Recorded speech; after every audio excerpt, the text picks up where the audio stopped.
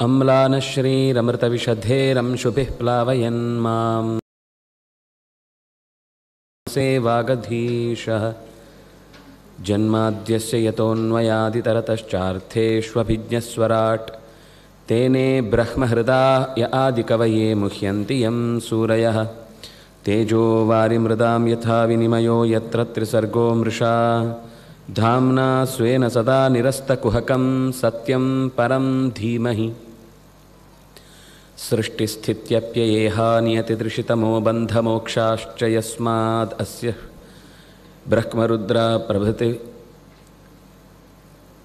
द्विषशत्रुआत्मकस्य विष्णोर्व्यस्ताः समस्ताः सकलगुणनिधिः सर्वदोषौ व्यपेतः पूर्णानन्दो व्ययो यो गुरुरपि परमश्चिन्तये तं महान्तं यं प्रव्रजन्तमनुपेतमपेतकृत्यं द्वैपायनो विरहकातर आजुहाव पुत्रेति तन्मयतया तरवोऽपि नेदुस्तं सर्वभूतहृदयं मुनिम् आनतोऽस्मि सर्वेन्द्रियाभिमानिस्थमुख्यप्राणस्थविष्णुना प्रेरितश्रीशतुष्ट्यर्थं करिष्ये कर्म चाखिलं स्वस्त्यस्तु सतां हरिः ಓಂ.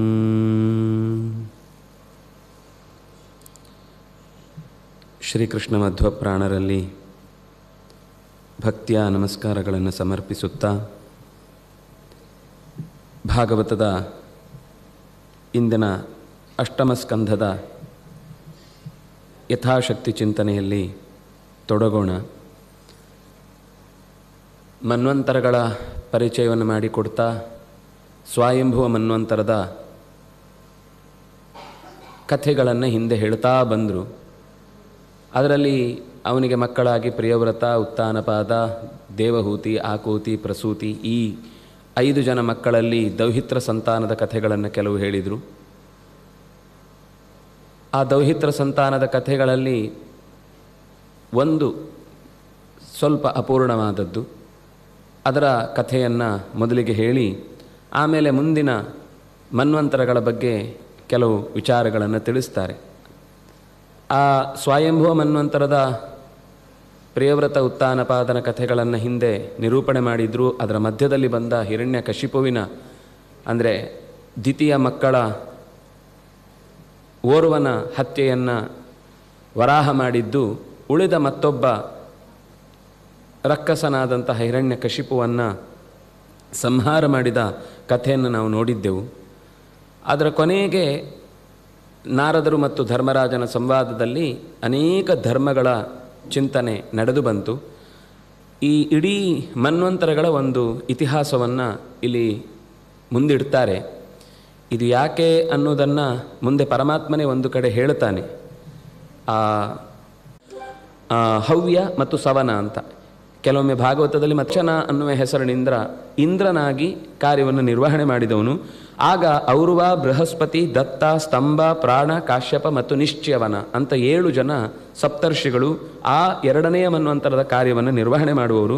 ಆಗ ಸ್ವಾರೋಚಿಷ ಮನುವಿಗೆ ಮಕ್ಕಳಾಗಿ 10 ಜನ. ಆಶ್ಚರ್ಯ ಅಂದರೆ 14 ಮನ್ವಂತರದಲ್ಲಿ ಪ್ರತಿ ಮನ್ವಂತರದ ಅಧಿಪತಿಗೆ ಇರುವುದು 10 ಮಕ್ಕಳು. ಸಪ್ತರ್ಷಿಗಳು ಅಂದರೆ ನಮಗೆ ಕೇಳಿ ಸಪ್ತರ್ಷಿ ಅಂತ ಒಂದು ತಲೆಯಲ್ಲಿದೆ. ಆದರೆ ಈ ಎಲ್ಲ ಕಡೆಯಲ್ಲೂ ಕೆಲವು ಸಂಕೇತಗಳು, ಕೆಲವು ಸಂಖ್ಯೆಗಳು ಹೇಳುವಂಥದ್ದು ಅದು ಹಾಗೇ ಮುಂದುವರಿಯುವ ವಿಶಿಷ್ಟವಾದ ಗತಿಯನ್ನು ಗಮನಿಸಿದಾಗ ಎಲ್ಲದರಲ್ಲೂ ಒಂದು ನಾವು ಯಾವುದನ್ನು ಅವ್ಯವಸ್ಥೆ ಅಂತ ಅಂದ್ಕೊಳ್ತೇವೋ ಅದು ಅತಿ ಅಧಿಕವಾದ ವ್ಯವಸ್ಥೆಯಲ್ಲಿ ಕೂಡಿರುತ್ತೆ ಅನ್ನೋದು ನಮಗೆ ಅರ್ಥ ಆಗುವುದಿಲ್ಲ. ಹವಿರ್ಧ್ರ, ಸುಕೃತಿ, ಜ್ಯೋತಿ, ಆಪಹ, ಮೂರ್ತಿ, ಅಯಸ್ಮಯ, ಪ್ರತಿಥ, ನಭಸ್ಯ, ಊರ್ಜ ಮತ್ತು ನಭ ಅನ್ನುವ ಈ 10 ಜನ ಮಕ್ಕಳು ಸ್ವಾರೋಚಿಷ ಮನುವಿನ ಮಕ್ಕಳಾಗಿರ್ತಾರೆ. ಇಲ್ಲಿ ಪ್ರತಿ ಮನ್ವಂತರದಲ್ಲೂ ಭಗವಂತನ ಒಂದು ರೂಪ ಅಲ್ಲಿ ಇರುತ್ತೆ. ಈ ಹಿಂದೆ ಯಜ್ಞನಾಮಕನಾಗಿ ಭಗವಂತನೇ ಬಂದಿದ್ದಾನೆ, ಅದರಿಂದಾಗಿ ಮತ್ತೊಂದು ರೂಪವನ್ನು ಅಲ್ಲಿ ಹೇಳಲಿಲ್ಲ. ಆದರೆ ಇಲ್ಲಿ ಈ ರೋಚನ ವಾಯುದೇವ ಇಲ್ಲಿ ಇಂದ್ರನಾಗಿ ಬಂದದ್ರಿಂದಾಗಿ ಮತ್ತೊಂದು ಭಗವದ್ ರೂಪ ಪ್ರತಿ ಮನ್ವಂತರದಲ್ಲೂ ಒಂದು ನಿಯಾಮಕ ಶಕ್ತಿಯಾಗಿ ವೇದಶಿರಸ್ ಅನ್ನುವಂತಹ ಋಷಿಗೆ ತುಷಿತಾ ಅನ್ನುವವಳಲ್ಲಿ ವಿಭು ಅನ್ನುವ ರೂಪದಿಂದ ಅವತರಿಸಿ ಆ ಮನ್ವಂತರದ ನಿಯಂತ್ರಣವನ್ನು ಮಾಡ್ತಾನೆ. ಉತ್ತಮ ಅನ್ನೋದು 3ನೇ ಮನ್ವಂತರ. ಧರ್ಮ ಅಂದರೆ ಯಮಧರ್ಮ ಸತ್ಯಜಿತ್ ಅನ್ನುವ ಹೆಸರಿನಿಂದ ಇಂದ್ರನಾಗಿ ಕಾರ್ಯವನ್ನು ನಿರ್ವಹಣೆ ಮಾಡುವನು. ಈಗ ಅಂದರೆ ಆ 3ನೇ ಮನ್ವಂತರದಲ್ಲಿ ವಸಿಷ್ಠನಿಗಿರುವ 7 ಮಕ್ಕಳು ಅವರನ್ನು ಊರ್ಜಾಹ ಅಂತ ಕರೀತಾರೆ, ಹೆಸರು ಹೇಳುವುದಿಲ್ಲ ಅವರು. ಊರ್ಜಾಹ ಸಪ್ತರ್ಷಯ. ಆ 7 ಜನ ಅವರ ಹೆಸರೇ ವಾಸಿಷ್ಠರು ಅಂತ ಕರೆದು ಬಿಡ್ತಾರೆ. 7 ಜನ ವಸಿಷ್ಠರ ಮಕ್ಕಳು 3ನೇ ಮನ್ವಂತರದ ಸಪ್ತರ್ಷಿಗಳಾಗಿ ಕಾರ್ಯವನ್ನು ನಿರ್ವಹಣೆ ಮಾಡ್ತಾರೆ. ಈ ಹೊತ್ತಿನಲ್ಲಿ ಧರ್ಮನಿಗೆ ಸೂನೃತ ಅನ್ನುವವಳಲ್ಲಿ ಸತ್ಯಸೇನ ಅನ್ನುವಂತಹ ಹೆಸರಿನಿಂದ ಭಗವಂತ ಆವಿರ್ಭವಿಸಿ ಈ ಕಾಲದ ಮನ್ವಂತರದ ಆಧಿಪತ್ಯವನ್ನು ನಿರ್ವಹಣೆ ಮಾಡ್ತಾನೆ. ಈ ಉತ್ತಮನಿಗೆ ಇರುವ ಉತ್ತಮ ಮನುವಿಗೆ ಇರುವಂತಹ 10 ಜನ ಮಕ್ಕಳು ಇಶ, ಊರ್ಜ, ತನೂಜ, ಮಧು, ಮಾಧವ, ಶುಚಿ, ಶುಕ್ರ, ಸಹ, ನಭಸ್ಯ ಮತ್ತು ನಭ. ಇವರು 10 ಜನ ಮಕ್ಕಳು. ತಾಪಸ ಮನ್ವಂತರದಲ್ಲಿ ಸ್ವತಃ ಹರಿಯೇ ತಾಪಸ ಮನ್ವಂತರದ ಅಧಿಪತಿ ಆದ್ದರಿಂದಾಗಿ ಅಲ್ಲಿ ಮತ್ತೆ ಪ್ರತ್ಯೇಕ ಭಗವಂತನ ರೂಪವನ್ನು ಹೇಳಲಿಲ್ಲ. ಆದರೆ ನಾಸತ್ಯ ದಸ್ಸರರು ಅಂತ ಅಶ್ವಿದೇವತೆಗಳಲ್ಲಿ ಮೊದಲನೇವನು ನಾಸತ್ಯ. ಇಲ್ಲಿ ತ್ರಿಶಿಖ ಅನ್ನುವ ಹೆಸರಿನಿಂದ ಇಂದ್ರನ ಸ್ಥಾನವನ್ನು ಅಲಂಕರಿಸಿ ಕಾರ್ಯವನ್ನು ನಿರ್ವಹಣೆ ಮಾಡ್ತಾನೆ. ಆಗ ಕಾವ್ಯ, ಪೃಥು, ಅಗ್ನಿ, ಜನ್ಯು, ಧಾತ, ಕಪೀವಾನ್ ಮತ್ತು ಅಕಪೀವಾನ್. ಇಲ್ಲಿ ಕಾವ್ಯ ಅಂತಂದರೆ ಶುಕ್ರಾಚಾರ್ಯರನ್ನೇ ಹೇಳಿದ್ದು. ಹೀಗೆ ಇವರು 7 ಜನ ಋಷಿಗಳು. ತಾಪಸನಿಗೆ ಮಕ್ಕಳಾಗಿ ದ್ಯುತಿ, ತಪಸ್ಯ, ಸುತಪ, ತಪೋಮೂಲ, ತಪೋಧನ, ತಪೋರತಿ, ಅಕಲ್ಮಾಷ, ತನ್ವಿ, ಧನ್ವಿ, ಪರಂತಪ. ಎಲ್ಲ ತಾಪಸ ಸಂಬಂಧಕ್ಕೆ ತಪ ತಪ ತಪ ಅಂತಲೇ ಬರುವ 10 ಮಕ್ಕಳು ಆ ಕಾರ್ಯವನ್ನು ನಿರ್ವಹಣೆ ಮಾಡ್ತಾರೆ. 5ನೆಯ ಮನ್ವಂತರ ರೈವತ. ಇಲ್ಲಿ ದಸ್ರ ಅನ್ನುವನು ವಿಭು ಅನ್ನುವಂತಹ ಹೆಸರಿನಿಂದ ಇಂದ್ರನಾಗಿ ಕಾರ್ಯವನ್ನು ನಿರ್ವಹಣೆ ಮಾಡ್ತಾನೆ. ವೇದಬಾಹು, ಯದುಧ್ರ, ವೇದಶಿರಸ್, ಹಿರಣ್ಯರೋಮ, ಪರ್ಜನ್ಯ, ಊರ್ಧ್ವಬಾಹು ಮತ್ತು ಸತ್ಯನೇತ್ರ ಅನ್ನುವಂತಹ 7 ಜನ ಸಪ್ತರ್ಷಿಗಳು ಕಾರ್ಯವನ್ನು ನಿರ್ವಹಣೆ ಮಾಡ್ತಾರೆ. ಈ ಮನ್ವಂತರದಲ್ಲಿ 5ನೆಯ ಮನ್ವಂತರದಲ್ಲಿ ಶುಭ್ರ ಅನ್ನುವನಿಗೆ ವಿಕುಂಠ ಅನ್ನುವವಳಲ್ಲಿ ವೈಕುಂಠ ಅನ್ನುವ ಭಗವಂತನ ರೂಪ ಅಲ್ಲಿ ಆವಿರ್ಭವಿಸುತ್ತೆ. ರೈವತನಿಗಿರುವ 10 ಜನ ಮಕ್ಕಳು ಧೃತಿಮಾನ್, ಅವ್ಯಯ, ಯುಕ್ತ, ತತ್ವದರ್ಶಿ, ನಿರುತ್ಸುಕ, ಅರಣ್ಯ ಪ್ರಕಾಶ, ನಿರ್ಮೋಹ, ಸತ್ಯವಾಕ್ ಮತ್ತು ಕವಿ ಅಂತ ಇವರು 10 ಜನ ಮಕ್ಕಳು. 7ನೇ ಮನ್ವಂತರ ಚಾಕ್ಷುಷ. ಇದಕ್ಕೆ ಸಂಬಂಧಪಟ್ಟಂತೆ ಮಂದ್ರದ್ರುಮ ಅಂತ ಹೇಳ್ತಾರೆ, ಮಂದ್ರದ್ಯುಮ್ನ ಅಂತ ಈ ಹೆಸರಿನಿಂದ ಇಂದ್ರನನ್ನ ಗುರುತಿಸ್ತಾರೆ. ಆಗ ಭೃಗು, ನಭ, ವಿವಸ್ವಾನ್, ಸುಧಾಮ, ವಿರಜ, ಅತಿನಾಮ ಮತ್ತು ಸಹಿಷ್ಣು ಅನ್ನೋ 7 ಋಷಿಗಳು ಸಪ್ತರ್ಷಿ ಪದವಿಯಲ್ಲಿ ಅಲಂಕರಿಸಿರ್ತಾರೆ. ಇವರಿಗೆ 10 ಜನ ಮಕ್ಕಳು. ಊರು, ಪುರುಷ, ಸುದ್ಯುಮ್ನ ಅಂತ ಪ್ರಮುಖರು ಅಂತ ಹೇಳ್ತಾರೆ ಹೊರತು ಅವರ ಹೆಸರನ್ನು ಅಲ್ಲಿ ಉಲ್ಲೇಖ ಮಾಡಲಿಲ್ಲ. ಆದರೆ ಭಗವಂತನ ರೂಪ ಅಜಿತ. ವೈರಾಜ ಅನ್ನುವ ಋಷಿಗೆ ಸಂಭೂತಿ ಅನ್ನುವಲ್ಲಿ ಅಜಿತ ನಾಮಕನಾದ ಪರಮಾತ್ಮ ಆವಿರ್ಭವಿಸ್ತಾನೆ. ಈಗಿನ ವೈವಸ್ವತ ಮನ್ವಂತರದಲ್ಲಿ ಪುರಂದರ. ಈ ಪುರಂದರ ಮತ್ತು ಮಂದ್ರದ್ಯುಮ್ನ ಇಬ್ಬರು ಬೇರೆ ಅಲ್ಲ, ಒಬ್ಬರೇ ಬೇರೆ ಬೇರೆ ಹೆಸರಿನಿಂದ ಆ 2 ಮನ್ವಂತರಗಳಲ್ಲಿ ಇಂದ್ರನ ಪದವಿಯಲ್ಲಿ ಅಲಂಕರಿಸುವ ಒಂದು ವಿಶಿಷ್ಟವಾದ ವ್ಯಕ್ತಿತ್ವವನ್ನು ಅವನಲ್ಲಿ ಗುರುತಿಸ್ತಾರೆ. ಈ ಪುರಂದರ ಮತ್ತು ಮಂದ್ರದ್ಯುಮ್ನ ಇಬ್ಬರು ಒಬ್ಬರೇ. 2 ಬಾರಿ ಇಂದ್ರನ ಪದವಿಯನ್ನು ಅಲಂಕರಿಸಿದವ. ಕಶ್ಯಪ, ಅತ್ರಿ, ಭರದ್ವಾಜ, ವಿಶ್ವಾಮಿತ್ರ, ಗೌತಮ, ಜಮದಗ್ನಿ ಮತ್ತು ವಸಿಷ್ಠ ಇವರು ಈ ಮನ್ವಂತರಕ್ಕೆ ಸಂಬಂಧಪಟ್ಟ ದೇವತೆಗಳು. ಹಾಗಾಗಿ ನಾವು ಇವರನ್ನೇ ನಿತ್ಯದಲ್ಲಿ ಸ್ಮರಣೆ ಮಾಡುವುದು ಅಥವಾ ಉಪಕರ್ಮಗಳಲ್ಲಿ ಸ್ಮರಿಸಿ ಋಷಿ ಪೂಜೆ ಅಂತ ನಡೆಸುವಂಥದ್ದು. ಈ ಮನ್ವಂತರದಲ್ಲಿ ಇಕ್ಷ್ವಾಕು, ನಭದೃಷ್ಟ, ಶರಿಯಾತಿ, ನರಿಷ್ಯಂತ, ನಾಭಾಗ, ದಿಷ್ಟ, ಕರುಷ, ವೃಷಧ್ರ ಮತ್ತು ವಸುಮಾನ್ ಅನ್ನುವ 10 ಜನ ಮನುವಿನ ಮಕ್ಕಳು ಈ ಪರಂಪರೆಯನ್ನು ಮುಂದುವರಿಸಲಿಕ್ಕೆ ಕಾರಣನಾದವರು. ಮುಂದೆ ಸಾವರ್ಣಿ ಅನ್ನುವ ಮನ್ವಂತರದಲ್ಲಿ ಬಲಿ ಅಂದರೆ ವೈರೋಚನಿ ಇಂದ್ರನಾಗಿ ಕಾರ್ಯವನ್ನು ನಿರ್ವಹಿಸ್ತಾನೆ. ಆಗ ಗಾಲವ, ದೀಪ್ತಿಮಂತ, ಪರಶುರಾಮ, ಅಶ್ವತ್ಥಾಮ, ಕೃಪ, ಋಷ್ಯಶೃಂಗ ಮತ್ತು ಬಾದರಾಯಣ ಅನ್ನುವರು 7 ಜನ ಸಪ್ತರ್ಷಿಗಳಾಗಿ ಕಾರ್ಯನಿರ್ವಹಿಸ್ತಾರೆ. ಈ ಪ್ರಸಂಗದಲ್ಲಿ ದೇವಗುಹ್ಯ ಅನ್ನುವವನಿಗೆ ಸರಸ್ವತಿ ಅನ್ನುವವಳಲ್ಲಿ ಭಗವಂತ ಪ್ರಭು ಅನ್ನುವ ನಾಮದಿಂದ ಅವತರಿಸಿ ಬರ್ತಾನೆ. ದಕ್ಷ ಸಾವರಣಿಯಲ್ಲಿ ಶ್ರುತ ಅಥವಾ ಅವನನ್ನು ಇನ್ನೊಂದು ಹೆಸರಿನಿಂದ ಅದ್ಭುತ ಅಂತ ಕರೀತಾರೆ. ಅವನು ಇಂದ್ರನಾಗಿ ಕಾರ್ಯನಿರ್ವಹಣೆ ಮಾಡ್ತಾನೆ. ಆಯುಷ್ಮಾನ್ ಅನ್ನುವನ ಋಷಿಯ ಹೆಂಡತಿಯಾದ ಅಂಬುಧಾರಾಳಲ್ಲಿ ಋಷಭ ಅನ್ನುವ ಹೆಸರಿನಿಂದ ಭಗವಂತ ಆವಿರ್ಭವಿಸ್ತಾನೆ. ಬ್ರಹ್ಮ ಸಾವರಣಿ ಅನ್ನುವಂತರದಲ್ಲಿ ಶಂಭು ಅನ್ನುವನು ಇಂದ್ರನಾಗ್ತಾನೆ. ವಿಶ್ವಸೃಕ್ ಮತ್ತು ವಿಶೂಚಿ ಅನ್ನುವರ ದಾಂಪತ್ಯದಲ್ಲಿ ಹರಿ ಶ್ರೀಮೂರ್ತಿ ಅನ್ನುವ ರೂಪದಿಂದ ಆವಿರ್ಭವಿಸ್ತಾನೆ. ಧರ್ಮ ಸಾವರಣಿಯಲ್ಲಿ ವೈಧೃತ ಅನ್ನುವನು ಇಂದ್ರನ ಪದವಿಯನ್ನು ಏರುವಂಥವನು. ಆಗ ಆರ್ಯಕ ಮತ್ತು ವೈಧೃತ ಅನ್ನುವ ಈ ಇಬ್ಬರಲ್ಲಿ ಧರ್ಮಸೇತು ಅನ್ನುವ ಹೆಸರಿನಿಂದ ಭಗವಂತ ಆವಿರ್ಭವಿಸ್ತಾನೆ. ರುದ್ರ ಸಾವರಣಿಯಲ್ಲಿ ಋತಧಾಮ ಅನ್ನೋನು ಇಂದ್ರನಾಗ್ತಾನೆ. ಸತ್ಯವಾಹ ಮತ್ತು ಸೂನೃತ ಅನ್ನುವಳಲ್ಲಿ ಸ್ವಧಾಮ ಅನ್ನುವ ಹೆಸರಿನಿಂದ ಭಗವಂತ ಆವಿರ್ಭವಿಸ್ತಾನೆ. ದೇವ ಸಾವರಣಿಯಲ್ಲಿ ಮನ್ವಂತರದಲ್ಲಿ ದಿವಸ್ಪತಿ ಅನ್ನುವನು ಇಂದ್ರನಾಗ್ತಾನೆ. ಆಗ ದೇವಹೋತ್ರ ಮತ್ತು ಬೃಹತಿ ಅನ್ನುವವಳಲ್ಲಿ ಭಗವಂತನ ಆವಿರ್ಭಾವ ಆಗುತ್ತೆ. ಕೊನೆಯದು ಸತ್ರಾಯಣ ಇಂದ್ರ ಸಾವರಣಿಯಲ್ಲಿ ಶುಚಿ ಇಂದ್ರನಾಗಿ ಶುಚಿ ಅನ್ನುವನು ನೆಲೆಸ್ತಾನೆ. ಸತ್ರಾಯಣ ಮತ್ತು ವಿನತ ಅನ್ನುವರಲ್ಲಿ ಬೃಹದ್ಭಾನು ಅನ್ನುವ ರೂಪದಿಂದ ಭಗವಂತ ಆವಿರ್ಭವಿಸ್ತಾನೆ ಅಂತ ಇದು ಮುಂದಿನ ಅಧ್ಯಾಯಗಳಲ್ಲಿ ಅಲ್ಲಲ್ಲಲ್ಲಿ ಆಯಾ ಮನ್ವಂತರಗಳನ್ನು ಹೇಳುವಾಗ ಹೇಳ್ತಾರೆ. ನಾನು ಇವೆಲ್ಲ ಒಂದು ಪಟ್ಟಿ ಇರಲಿ ಅಂತ, ಅದರಲ್ಲೂ ಪ್ರಜಾಪತಿಗಳು ಮತ್ತು ಋಷಿಗಳ ಎಲ್ಲ ಹೆಸರನ್ನು ನಾನು ಹೇಳಿಲ್ಲ. ಇಷ್ಟು ಹೆಸರುಗಳನ್ನು ನಾವು ನಿತ್ಯದಲ್ಲಿ ಸ್ಮರಣೆ ಮಾಡಬೇಕು ಅನ್ನುವ ಸಂಗತಿಯನ್ನು ಭಗವಂತ ಹೇಳುತ್ತಾನೆ. ಗಜೇಂದ್ರನ ಹತ್ರ ಮಾತಾಡುವ ಸಂದರ್ಭದಲ್ಲಿ ಗಜೇಂದ್ರನಿಗೆ ವರವನ್ನು ಕೊಟ್ಟ ಬಳಿಕ ಗಜೇಂದ್ರನ ಅನುಗ್ರಹವನ್ನು ಮಾಡಿ ಆ ನಂತರ ಅವನನ್ನು ಉದ್ಧರಿಸಿ ಆದಮೇಲೆ ನಿನ್ನನ್ನು ಪ್ರತಿನಿತ್ಯ ಬೆಳಿಗ್ಗೆ ಯಾರು ಸ್ಮರಿಸ್ತಾರೋ, ಅಂತೆಯೇ ಇಷ್ಟು ನನ್ನ ಪ್ರತೀಕಗಳನ್ನು ಯಾರು ಸ್ಮರಿಸ್ತಾರೋ ಅವರಿಗೆ ಯಾವತ್ತೂ ಕೂಡ ಯಾವುದೇ ದುರ್ಗತಿ ಉಂಟಾಗುವುದಿಲ್ಲ ಅಂತ ಹೇಳುವಾಗ, ಏ ಮಾಂ ತ್ವಾಂಚ ಸುರಶ್ಚೇದಂ, ಈ ನಿನ್ನನ್ನು ನನ್ನನ್ನು ಈ ನೀನು ಇದ್ದ ವಾಸವಾಗಿದ್ದ ತ್ರಿಕೂಟ ಪರ್ವತವನ್ನು, ಅಂತೆಯೇ ಇಲ್ಲಿಯ ಪರಿಸರದಲ್ಲಿದ್ದ ಯಾವುದೇ ಮರಗಿಡಗಳನ್ನು, ಅಲ್ಲಿ ಒಂದಿಷ್ಟು ಮರಗಿಡಗಳ ಹೆಸರನ್ನೆಲ್ಲ ಉಲ್ಲೇಖ ಮಾಡ್ತಾರೆ, ಆ ಗಿಡಗಳನ್ನಲ್ಲಿ ಯಾರು ಸ್ಮರಣೆ ಮಾಡ್ತಾರೋ, ಆಮೇಲೆ ದೇವತೆಗಳಿಂದಾಗಿ ಲೋಕಕ್ಕೆ ಒದಗಿಸಲ್ಪಟ್ಟಂತಹ ಸುರದ್ರುಮಗಳು, ಕಲ್ಪತರು, ಕಾಮಧೇನುವಿನಂತಹ ವಿಶಿಷ್ಟ ಚಿಂತಾಮಣಿ ಮೊದಲಾದವುಗಳನ್ನು, ಅಂತೆಯೇ ನಾನು ಶಿವ ಮತ್ತು ಬ್ರಹ್ಮ ಇವರೆಲ್ಲ ನೆಲೆಸಿದಂತಹ,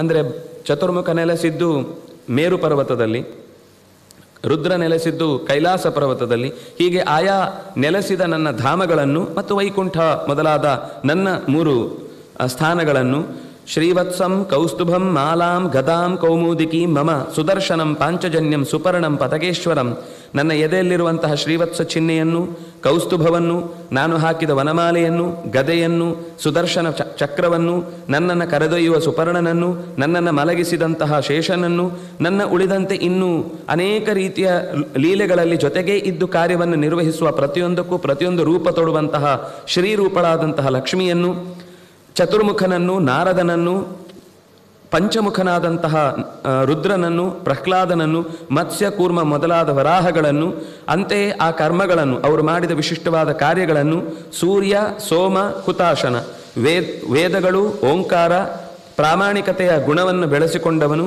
ಹಸುಗಳನ್ನು ವಿಪ್ರರನ್ನು ಗೌರವಿಸುವವನನ್ನು ಯಾರು ನೆನೀತಾರೋ, ಅಂತೆಯೇ ಧರ್ಮನನ್ನು, ದಾಕ್ಷಾಯಿಣಿ, ಧರ್ಮಪತ್ನಿಯಾದಂತಹ ಶ್ಯಾಮಲ, ಸೋಮನ ಮಡದಿಯಾದಂತಹ ರೋಹಿಣಿ, ಕಶ್ಯಪನ ಮಡದಿಯಾದಂತಹ ಅದಿತಿ, ಗಂಗೆ, ಸರಸ್ವತಿ, ನಂದ, ಕಾಳಿಂದಿ, ಸಿತವಾರಣ ಮೊದಲಾದಂತಹ ನದಿಗಳನ್ನು, ಹಾಗೆಯೇ ಸಪ್ತ ಋಷೀನ್ ಪುಣ್ಯಶ್ಲೋಕಾಂಶ್ಚ ಮಾನವಾನ್, ಮಾನವ ಅಂದರೆ ಈ ಮನುಗಳಲ್ಲಿ ಪ್ರತಿ ಮನ್ವಂತರದಲ್ಲಿ ಬಂದ ಋಷಿಗಳನ್ನು, ಆಗ ಅವರಲ್ಲಿ ಪರಂಪರೆಯಾಗಿ ಬಂದ ಮಕ್ಕಳನ್ನು, ಆಗ ಯಾರ್ಯಾರು ಇಂದ್ರ ಈ ಸ್ಥಾನದಲ್ಲಿ ಇದ್ದ ದೇವತೆಗಳನ್ನು, ನಿತ್ಯ ಯಾರು ಉತ್ಥಾಯ ಬೆಳಗ್ಗೆ ಎದ್ದ ತಕ್ಷಣವೇ ಅಥವಾ ಅಪರ ರಾತ್ರ ಅಂತೆ ಅಂತ, ಅಂದರೆ ಮಧ್ಯರಾತ್ರಿಯ ಕೊನೆಯಲ್ಲಿ ಯಾವಾಗ ಎಚ್ಚರಾಗಿ, ಅವನಿಗೆ ಮಧ್ಯರಾತ್ರಿ ಯಾವ ಹೊತ್ತಿಗೂ ಆಗುತ್ತೆ, ಅಂತೆ ಅಂದರೆ ಈ ತುದಿಗೂ ಆಗುತ್ತೆ ಆ ತುದಿಗೂ ಆಗುತ್ತೆ, ಎದ್ದಾಗ ಭಗವಂತನ ಸ್ಮರಣೆ ಮಾಡಬೇಕು. ಅದು ಭಗವಂತನ ಹರಿ ಅನ್ನುವ ಶಬ್ದವನ್ನು ವಿಶೇಷವಾಗಿ ಹೇಳುತ್ತಾರೆ.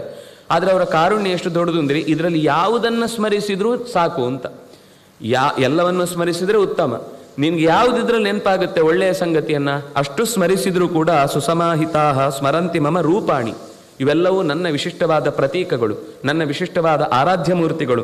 ಇದನ್ನು ಸ್ಮರಿಸಿದವರು ಮುಚ್ಯಂತೆ ತೇ ಅಂಹಸಃ ಅಖಿಲಾತ್, ಅಖಿಲ ಪಾಪಗಳಿಂದ ಅವರು ತಮ್ಮನ್ನು ಉದ್ಧಾರದ ಕಡೆಗೆ ಕರೆದೊಯ್ಯಪಡುತ್ತಾರೆ. ಅದರಿಂದಾಗಿ ಈ ನನ್ನ ಅಂದರೆ ಇದರಲ್ಲಿ 2 ಹೇಳಿದಾಯ್ತು, ಇವೆಲ್ಲ ನನ್ನ ರೂಪ ಅಂತ ಹೇಳಿದ ಹಾಗಾಯಿತು, ಇವೆಲ್ಲವನ್ನು ಸ್ಮರಿಸಬೇಕು ಅಂತ ಹೇಳಿದ ಹಾಗಾಯಿತು, ಸ್ಮರಿಸುವುದರಿಂದ ಸಕಲ ಪಾಪಗಳನ್ನು ಕಳ್ಕೊಳ್ತಾರೆ ಅಂತ ಹೇಳಿದಾಯಿತು.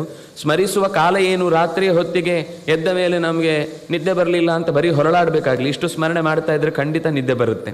ಬೇರೆ ನಮಗೆ ಏನಾದರೂ ಬೇರೆ ನೋಡ್ತಾ ಇದ್ದರೆ ನಿದ್ದೆ ಬರಲ್ಲ, ಮತ್ತಷ್ಟು ಇಂಟ್ರೆಸ್ಟ್ ಬರುತ್ತೆ. ಇಂಥದ್ದನ್ನು ಸ್ಮರಣೆ ಮಾಡಿದ ತಕ್ಷಣ ನಿದ್ರೆ ಬರುತ್ತೆ. ಅದರಿಂದ ನಿದ್ರೆಗೆ ಗುಳಿಗೆಯಾಗಿಯೂ ಕೂಡ ಇದನ್ನು ಸ್ವೀಕರಿಸಬೇಕಾದದ್ದು ಅವಶ್ಯ ಅನ್ನುವ ಅರ್ಥದಲ್ಲಿ, ಅಂದರೆ ಸ್ಮರಣೆ ಮಾಡಿದರೆ ಅದು, ಯಾಕೆಂದರೆ ನಾವು ಬೆಳಗ್ಗೆ ಏಳುವಾಗ ತುಂಬ ಉತ್ಸಾಹದಿಂದ ಉತ್ಸುಕರಾಗಿರಬೇಕು ಅಂದರೆ ನಮ್ಮ ಇಡೀ ದಿನದ ಕೊನೆಯ ಗಳಿಗೆ ಅದು ಅತ್ಯಂತ ಪ್ರಶಾಂತವಾಗಿರಬೇಕು. ಮತ್ತು ಅಕಸ್ಮಾತ್ ಆಗ ಪ್ರಶಾಂತವಾಗಿ ಮಧ್ಯರಾತ್ರಿ ಮತ್ತೆ ಎದ್ದೇನೋ ನಾವು ಅವ್ಯವಸ್ಥೆ ಮಾಡಿಕೊಂಡ್ರೆ ಮತ್ತೆ ಬೆಳಗಿನ ಕಾರ್ಯಕ್ಕೆ ಅದು ತೊಂದರೆ ಕೊಡುತ್ತೆ. ಅದರಿಂದಾಗಿ ರಾತ್ರಿ ಕೂಡ ಇಂಥದ್ದಿಷ್ಟನ್ನು, ಗಜೇಂದ್ರ ಮೋಕ್ಷವನ್ನು, ಈ ಥರದ್ದು ಯಾವುದಾದ್ರೂ ಒಳ್ಳೆಯ ಚಿಂತನೆಯನ್ನು ನೆನಪಿಸಿಕೊಂಡು ಮತ್ತೆ ನಿದ್ದೆಗೈದರೆ ಅದು ಬೆಳಗ್ಗೆ ಅವನಿಗೆ ಬಹಳ ವಿಶ್ರಾಂತಿಯನ್ನು ಕೊಡುವುದರ ಜೊತೆಗೆ ಹೊಸ ಉತ್ಸಾಹವನ್ನು, ಹೊಸ ದಿನದ ಸ್ವಾಗತವನ್ನು ಮಾಡಲಿಕ್ಕೆ ಬೇಕಾದ ಮನೋಲ್ಲಾಸವನ್ನು, ಮನಸ್ಸಿಗೆ ಬೆಳಕನ್ನು ಅದು ಚೆಲ್ಲುತ್ತೆ ಅಂತ ಇಷ್ಟು ಹೇಳಿ ಆರಂಭದ ಭಾಗದಲ್ಲಿ ಸ್ವಯಂಭುವ ಮನು ದೈತ್ಯರಿಂದ ಆಘಾತಕ್ಕೊಳಗಾಗ್ತಾನೆ. ಅವನು ತನ್ನ ರಾಜ್ಯಭಾರ ನಡೆಸಬೇಕು ಅಂದರೆ ಅಲ್ಲಿ ಯಾವ ರೀತಿಯಲ್ಲೂ ಅನುಕೂಲ ಇಲ್ಲದಷ್ಟು ದುಷ್ಟರ ಆಕ್ರಮಣ ಆಗಿಬಿಟ್ಟಿದೆ. ಧರ್ಮದ ಬೇರೆ ಕಿತ್ತು ಹೋಗುವ ಸ್ಥಿತಿಯಲ್ಲಿದೆ. ಆಗ ಅವನು ಭಗವಂತನನ್ನು ಸ್ತೋತ್ರ ಮಾಡುತ್ತಾನೆ. ಆತ್ಮಾವಾಸ್ಯಮಿದಂ ವಿಶ್ವಂ ಯಜ್ಜಗತ್ಯಾಂ ಜಗನ್ಮನಃ ವಿಶ್ವಸ್ಯ ಮೂಲಂ ತದ್ ಯಸ್ಮಾತ್ ವಿಶ್ವಂಚ ತದೃತಂ ಮಹತ್. ಇದನ್ನೇ ನಾವು ಈಶಾವಾಸ್ಯಮಿದಂ ಸರ್ವಂ ಯತ್ಕಿಂಚ ಜಗತ್ಯಾಂ ಜಗತ್ ತೇನ ತ್ಯಕ್ತೇನ ಭುಂಜೀಥಾಃ ಮಾ ಗೃಧಃ ಕಸ್ಯ ಸ್ವಿಧನಂ ಅಂತ ನಾವು ಅಲ್ಲಿಯ ಕೆಲವು ಆಗಾಗ ಮಾತುಗಳನ್ನು ವ್ಯಾಖ್ಯಾನ ಮಾಡುವ ರೂಪದಲ್ಲಿ ಈ ಪುರಾಣಗಳ ಮಾತು ವೇದಂ ಸಮಪ ಬ್ರಹ್ಮಯೇತ್ ಅನ್ನುವ ಮಾತುಗಳಿಗೆ ಪುಷ್ಟಿಯನ್ನು ನೀಡುವಂಥದ್ದು. ಇದು ಮಾತ್ರ ಅಲ್ಲ, ಕೆಲವೊಂದು ಬಾರಿ ಪುರುಷ ಸೂಕ್ತ ಹಾಗೆ ಯಥಾವತ್ತಾಗಿ ಅಲ್ಲಿ ಯಾವುದೋ ಒಂದು ಪದ ಅರ್ಥ ಆಗದೇ ಇದ್ದದನ್ನು ಇನ್ನೊಂದು ಶಬ್ದ ಹಾಕಿ ನಿರೂಪಣೆ ಮಾಡ್ತಾರೆ. ವಿಷ್ಣು ಸೂಕ್ತ, ಪುರುಷ ಸೂಕ್ತ, ಕೆಲವೊಂದು ಕಡೆ ಸೌರ ಸೂಕ್ತ, ಕೆಲವು ಕಡೆ ದುರ್ಗಾ ಸೂಕ್ತಗಳು, ಹಾಗೆ ವ್ಯಾಖ್ಯಾನವಾದದ್ದನ್ನು ನಾವು ಬೇರೆ ಬೇರೆ ಪುರಾಣಗಳಲ್ಲಿ, ಭಾಗವತದಲ್ಲೇ ವಿಷ್ಣು ಸೂಕ್ತದ ವರ್ಣನೆ, ಪುರುಷ ಸೂಕ್ತದ ಬಣ್ಣನೆ ಚೆನ್ನಾಗಿ ಬರುವಂಥದ್ದು. ಇಲ್ಲಿ ಇಡೀ ಜಗತ್ತು ಆತ್ಮಾವಾಸ್ಯಂ ಅಂದರೆ ಅಲ್ಲಿ ಈಶಾವಾಸ್ಯಂ ಅಂದರೆ ಕೆಲವರಿಗೆ ಲೋಕದ ಈಶ ಶಬ್ದವೇ ತಲೆಗೆ ಹೋಗಿ ಅದು ಹಾಗೆ ಅಂತ ಹಠ ಮಾಡಿ ಮಾತಾಡೋರಿದ್ದಾರೆ.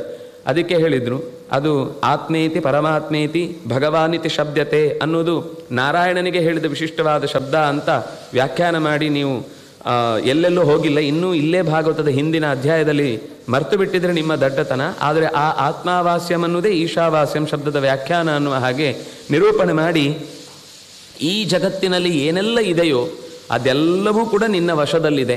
ಅದರಿಂದಾಗಿ ಯಾವುದನ್ನು ಕೂಡ ನಾವು ನನ್ನ ವಶಕ್ಕೆ ತಂದುಕೊಳ್ಳಬೇಕು ಅಂತ ಹಠಕ್ಕೆ ಬಿದ್ದು ಅದನ್ನು ಗ್ರಹಿಸಲಿಕ್ಕೆ ಹೋದರೆ ಅದು ಭಗವಂತನ ಕೈಯಿಂದ ಅಪಹರಿಸಿದ ಅಪರಾಧಕ್ಕೆ ನಾವು ಈಡಾಗ್ತೇವೆ. ಅದರಿಂದಾಗಿ ಅದನ್ನು ನಾವು ನಡೆಸಕೂಡದು.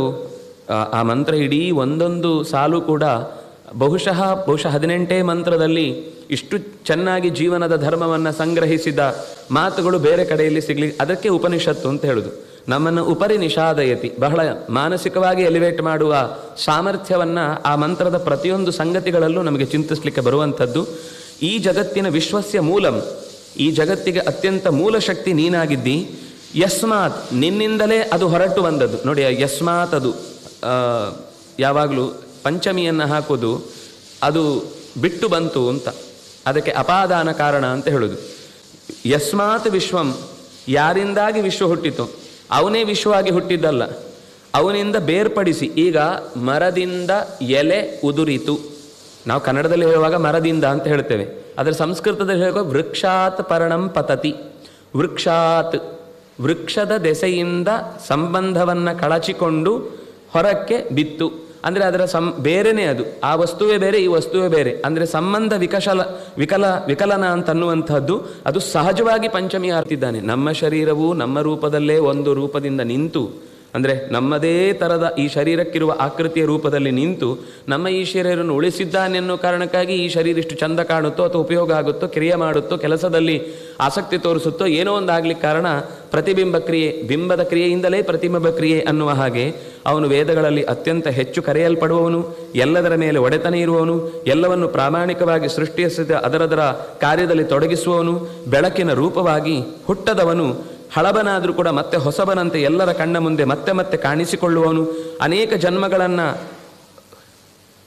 ಪಡೆಯುವ ಅಗತ್ಯ ಇಲ್ಲದೇ ಇದ್ದರೂ ಕೂಡ ಭಕ್ತರಿಗಾಗಿ ಪಡೆದು ತನ್ನ ಅತ್ಯಂತ ಆಪ್ತಶಕ್ತಿ ಅನಿಸಿದಂತಹ ಅಜಾ ಅನಿಸಿದಂಥ ಲಕ್ಷ್ಮಿಯ ಜೊತೆಗೆ ಇದ್ದು ಈ ಜಗತ್ತನ್ನು ಚೆನ್ನಾಗಿ ನಡೆಸುವವನು. ಮತ್ತು ಅದೇ ವಿದ್ಯೆಯಾ ಉದಸ್ಯ, ವಿದ್ಯೆಯಾ ಅಮೃತಮಶ್ನುತೆ, ವಿದ್ಯೆಯಿಂದ ಯಾವುದನ್ನು ಪಡಿಬೇಕೋ ಅದನ್ನು ಪಡೆದು ಅವಿದ್ಯೆಯಿಂದ ಯಾವುದನ್ನು ಬಿಡಬೇಕೋ ಅದನ್ನು ಬಿಟ್ಟು ಏನನ್ನು ಉಪಾಸನೆ ಮಾಡಬಾರ್ದು ಅನ್ನೋದು ಗೊತ್ತಿರಬೇಕು. ಯಾರಿಗಾದರೂ ನಿನ್ನ ಹತ್ರಕ್ಕೆ ಬಂದು ಕೇಳಿದರೆ ಅದು ಅವನಿಗೆ ಹೇಳಬೇಕು. ಊರಿಡೀ ಸೋಪ್ ಬಾಕ್ಸ್ ಮೇಲೆ ಕೂತ್ಕೊಂಡು ಜಗತ್ತಲ್ಲಿ ಜಾಹೀರು ಮಾಡ್ಕೊಂಡು ಗಲಾಟೆ ಮಾಡೋ ಸಂಗತಿ ಅಲ್ಲ ಅದು. ಯಾಕೆಂದರೆ ಅದೆಲ್ಲ ಉಪಾಸನೆ ಎನ್ನುವುದು ರಹಸ್ಯ. ಅದನ್ನು ಸಭಾ ಮರ್ಯಾದೆ ಕಳೆಯುವ ಹಾಗೆ ಅದನ್ನು ಘೋಷಣೆ ಮಾಡಿ ಇದ್ದ ಸಾಮರಸ್ಯವನ್ನು ಮತ್ತಷ್ಟು ಹಾಳು ಮಾಡುವ ಅಗತ್ಯ ಇಲ್ಲ. ನಿಮ್ಮ ನೋಡಿ, ಇವತ್ತಿಗೂ ಅವತ್ತಿಗೂ ಒಂದು ವ್ಯತ್ಯಾಸ ಇದೆ. ಹಾಗಾದರೆ ಅವರೆಲ್ಲ ಖಂಡನೆ ಮಾಡಿದ್ದು ತಪ್ಪ? ಆ ಖಂಡನೆ ಮಾಡಿದ್ದನ್ನು ಎಷ್ಟು ಜನ ಓದಿದ್ದಾರೆ? ನಮ್ಮಲ್ಲಿ ಯಾರು ಅದನ್ನು ಅಧ್ಯಯನ ಮಾಡಬೇಕೋ ಅವರು ಮಾತ್ರ ಓದ್ತಾರೆ. ಅದು ಸಭೆಯಲ್ಲಿ ಹೇಳಿದ ಸಂಗತಿ ಅಲ್ಲ, ಶಾಸ್ತ್ರದಲ್ಲಿ ಅದನ್ನು ಖಂಡನೆ ಮಾಡ್ತಾರೆ. ಮತ್ತೇನು ಅಂತಂದರೆ, ಶಿಷ್ಯನಿಗೆ ಸಂದೇಹ ಬಂದಾಗ ಇಲ್ಲಪ್ಪ ಆ ದಾರಿ ಅಲ್ಲ, ನಾವು ಆಯ್ಕೆ ಮಾಡ್ಕೊಳ್ಬೇಕಾದ ದಾರಿ ಇದು. ಇವತ್ತೇನಾಗಿದೆ ಅಂದರೆ, ಹಿಂದೆ ವಿದ್ವಾಂಸರ ವೇದಿಕೆ ಅಂತ ಬೇರೆ ಇತ್ತು, ಸಾಮಾನ್ಯರ ವೇದಿಕೆ ಅಂತ ಬೇರೆ ಇತ್ತು. ಇವತ್ತು ಎರಡೂ ವೇದಿಕೆ ಒಟ್ಟಾಗ್ಬಿಟ್ಟಿದೆ. ಅಲ್ಲಿ ವಿದ್ವಾಂಸರು ಮಾತಾಡ್ತಾರೆ, ಕಸಗಳು ಮಾತಾಡ್ತವೆ. ಎರಡು ಕೊನೆಗೆ ವಿದ್ವಾಂಸರ ಮಾತು ಕೂಡ ಕಸವೇ ಆಗುತ್ತೆ. ಮೋರಿ ಜೊತೆಗೆ ಸೇರಿದ ಒಳ್ಳೆ ನೀರು ಕೂಡ ಸೇರಿ ಹೇಗದು ಅನಾಹುತಕ್ಕೀಡಾಗುತ್ತೋ ಹಾಗಾಗಿ ಬಿಡುತ್ತೆ. ಗಂಗೆಯಂಥ ಮಾತಿದ್ದಾಗ ಬೇರೆ, ವ್ಯಾಸರಂಥ ಮಾತಿನಲ್ಲಿ ನಾವು ಸೇರಿಕೊಂಡ್ರೆ ನಮ್ಮ ಮಾತಿಗೂ ವ್ಯಾಸರ ಗುಣ ಬರಬಹುದು. ಆದರೆ ನಾವಂಥ ಗಂಗೆಯ ನೀರನ್ನು ಹೊತ್ತಿದ್ದೇವೆ ಅಂತ ಆತ್ಮಶಕ್ತಿಯಿಂದ ಮಾತಾಡಿಕೊಳ್ಳುವ ಸಾಮರ್ಥ್ಯ ಅಂತೂ ಯಾರಿಗೂ ಇಲ್ಲ. ಹಾಗಾಗಿ ನಮ್ಮ ಸ್ಥಾನವನ್ನು ಅರಿತುಕೊಂಡು ಅವಿದ್ಯೆಯಿಂದ ಮೃತ್ಯುವನ್ನು ಗೆಲ್ಲಬೇಕು ಅಂತ ಹೇಳುವುದು ನಮ್ಮ ವೈಯಕ್ತಿಕ ಉಪಾಸನೆ ಮತ್ತು ನಮ್ಮ ಹತ್ತಿರದ ಆತ್ಮೀಯರ ಉಪಾಸನೆಗೆ ಮಾತ್ರ ಹೊರತು, ಶಿಷ್ಯನಾಗಿ ಬಂದವನಿಗೆ ಹೇಳಬೇಕು, ಒಬ್ಬ ಭಕ್ತನಾಗಿ ಆರ್ತನಾಗಿ ನನಗೆ ದಾರಿ ತೋರಿಸಿ ಅಂತ ಬಂದಾಗ ಹೇಳಬೇಕಷ್ಟೇ ಹೊರತು, ಅದನ್ನು ಊರಿಡೀ ನೀವು ಹೇಳ್ತೀರಾ ನಾವು ನಿಮಗೆ ಬೇಕಾದಷ್ಟು ಹೇಳ್ತೇವೆ ಅಂತ ಸಾರ್ವಜನಿಕವಾದ ವೇದಿಕೆಗಳಲ್ಲಿ ಮಾತಾಡುವ ಸಂಗತಿಗಳೇ ಅಲ್ಲ. ಅವರು ಮಾತಾಡ್ತಾರೆ ಅಂದರೆ ಅದು ಅವ್ರ ಸ್ವಭಾವ. ನಾವು ಅದಕ್ಕೆ ಪ್ರತಿಕ್ರಿಯೆ, ಯಾವುದೋ ಒಂದು ಪ್ರಾಣಿ ಕಚ್ಚಿತು ನಾವು ಅದಕ್ಕೆ ವಾಪಸ್ ಕಚ್ತೇವಾ? ನಾನು ಆ ಶಬ್ದ ಹೇಳಲಿಲ್ಲ ಅಷ್ಟೇ. ಅಂದರೆ ನಾವು ಆ ರೀತಿ ವರ್ತಿಸಬಾರ್ದು. ನಮ್ಮ ಹೊಣೆಗಾರಿಕೆ ನಮಗಿರಬೇಕು. ಹಾಗಾಗಿ ಈ ಜಗತ್ತಿನ ಅಲ್ಲಗಳೆಯುವಿಕೆಯನ್ನು ದೈತ್ಯರು ನಿರಂತರ ಮಾಡ್ತಾ ಧರ್ಮದ ಬೇರನ್ನೇ ಕಳಿಸ್ತಾ ಇದ್ದಾರೆ ಭಗವಂತ. ಅದರಿಂದಾಗಿ ನೀನು ಇದ್ದೀ ಅಂತ ಅನ್ನೋದನ್ನು ನಾನು ನಂಬಿದ್ದೇನೆ, ಆದರೆ ಅದನ್ನು ನಿನ್ನ ಮೂಲಕ ಲೋಕಕ್ಕೆ ತೋರಿಸಬೇಕಾದ ಅಗತ್ಯ ಇದೆ, ಬಾ ಇಳಿದು ಅಂತ ಕೇಳ್ತಾನೆ. ಈಹತೆ ಭಗವಾನ್ ಈಶಃ ನಹಿ ತತ್ರ ವಿಸಜ್ಜತೆ ಆತ್ಮಲಾಭೇನ ಪೂರ್ಣೋರ್ಥ ನಾವಸೀದಂತಿ ಏನು ತಂ.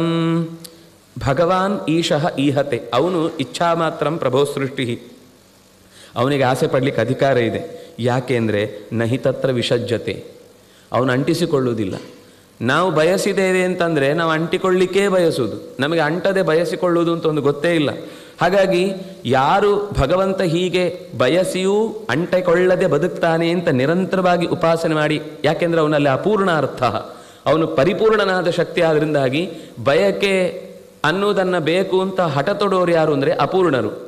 ಅವನು ಎಲ್ಲ ಪೂರ್ಣವಾಗಿದ್ದು ನಮಗೋಸ್ಕರ ಬಯಸ್ತಾನೆ. ಆದ್ದರಿಂದಾಗಿ ಅವನಲ್ಲಿ ಲೇಪ ಅನ್ನುವ ಕರ್ಮದ ಲೇಪ ಅನ್ನೋದಿಲ್ಲ. ಆದ್ದರಿಂದಾಗಿ ಯಾರು ಭಗವಂತನನ್ನು ಈ ರೀತಿ ತಿಳಿದು ಆತ್ಮಲಾಭ ಮಾಡಿಕೊಳ್ತಾನೋ, ಪೂರ್ಣಾರ್ಥವನ್ನು ತಿಳಿದುಕೊಳ್ತಾನೋ, ನಾವಸಿದ್ದಂತೆ ಏ ಅನುತಮ್, ಅವನನ್ನು ಹೀಗೆ ಉಪಾಸನೆ ಮಾಡಿದವರು ಅವರು ಕೂಡ ಕರ್ಮದ ಲೇಪಕ್ಕೆ ಒಳಗಾಗುವುದಿಲ್ಲ ಅಂತ ಹೀಗೆ ಪ್ರಾರ್ಥನೆ ಮಾಡಿದ ಕೂಡಲೇ ಭಗವಂತನ ಆವಿರ್ಭಾವವಾಗಿ ಯಜ್ಞರೂಪಿಯಾಗಿ ಕಾಣಿಸಿಕೊಂಡವನು ದೈತ್ಯರನ್ನೆಲ್ಲ ಸಂಹಾರ ಮಾಡಿ ಮತ್ತೆ ಮರಳಿ ಅವನಿಗೆ ಅಧಿಕಾರದ ಹೊಣೆಗಾರಿಕೆಯನ್ನು ಯಶಸ್ವಿಯಾಗಿ ನಿರ್ವಹಿಸುವುದಕ್ಕೆ ಒದಗಿ ಬರ್ತಾನೆ.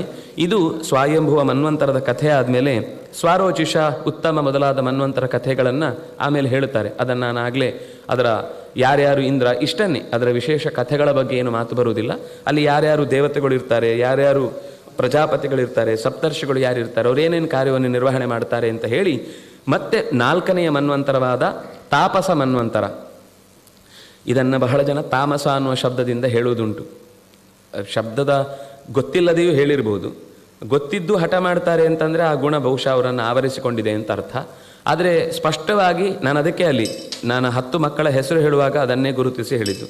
ಅಲ್ಲಿ ಸುಮ್ಮನೆ ತಾಪಸ ಅನ್ನೋದೊಂದು ರಿದಮಿಕ್ ವರ್ಡ್ ಆಗಿ ಬರಲಿ ಇಂಥ ತಪಸ್ಯಂತ, ತಪಸ್ವಾನ್ ಅಂತ ಈ ಶಬ್ದಗಳನ್ನು ಹಾಕಿದ್ದು ಅಷ್ಟೇ ಕಾರಣಗಳು. ಅಲ್ಲಿ ಒಂದು ಕೂಡ ಅರ್ಥ ಹೇಳುವಾಗ ಸಂಸ್ಕೃತಕ್ಕೆ ಏನು ಬೇಕಾದರೂ ಅರ್ಥವನ್ನು ಹೇಳಬಹುದು.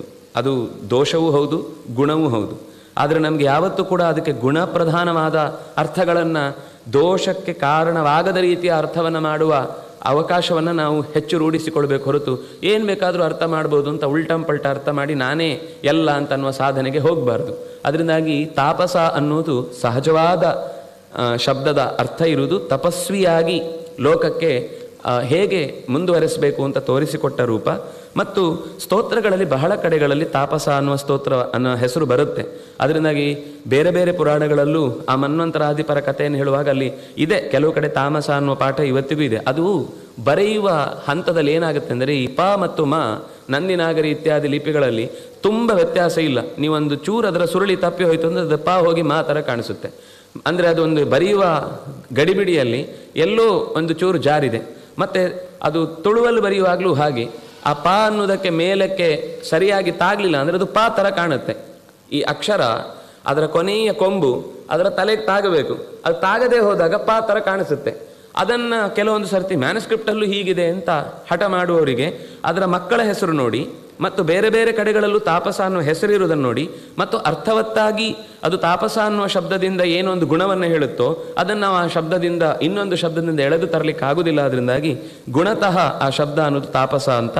ತಾಪಸ ಮನ್ವಂತರದಲ್ಲಿ ಗಜೇಂದ್ರ ಮೋಕ್ಷದ ಕಥೆಯನ್ನು ಹೇಳ್ತಾ, ಬಹಳ ಪ್ರಸಿದ್ಧ ಕಥೆ, ನಾನು ಹೆಚ್ಚು ವಿವರಕ್ಕೆ ಹೋಗೋದಿಲ್ಲ.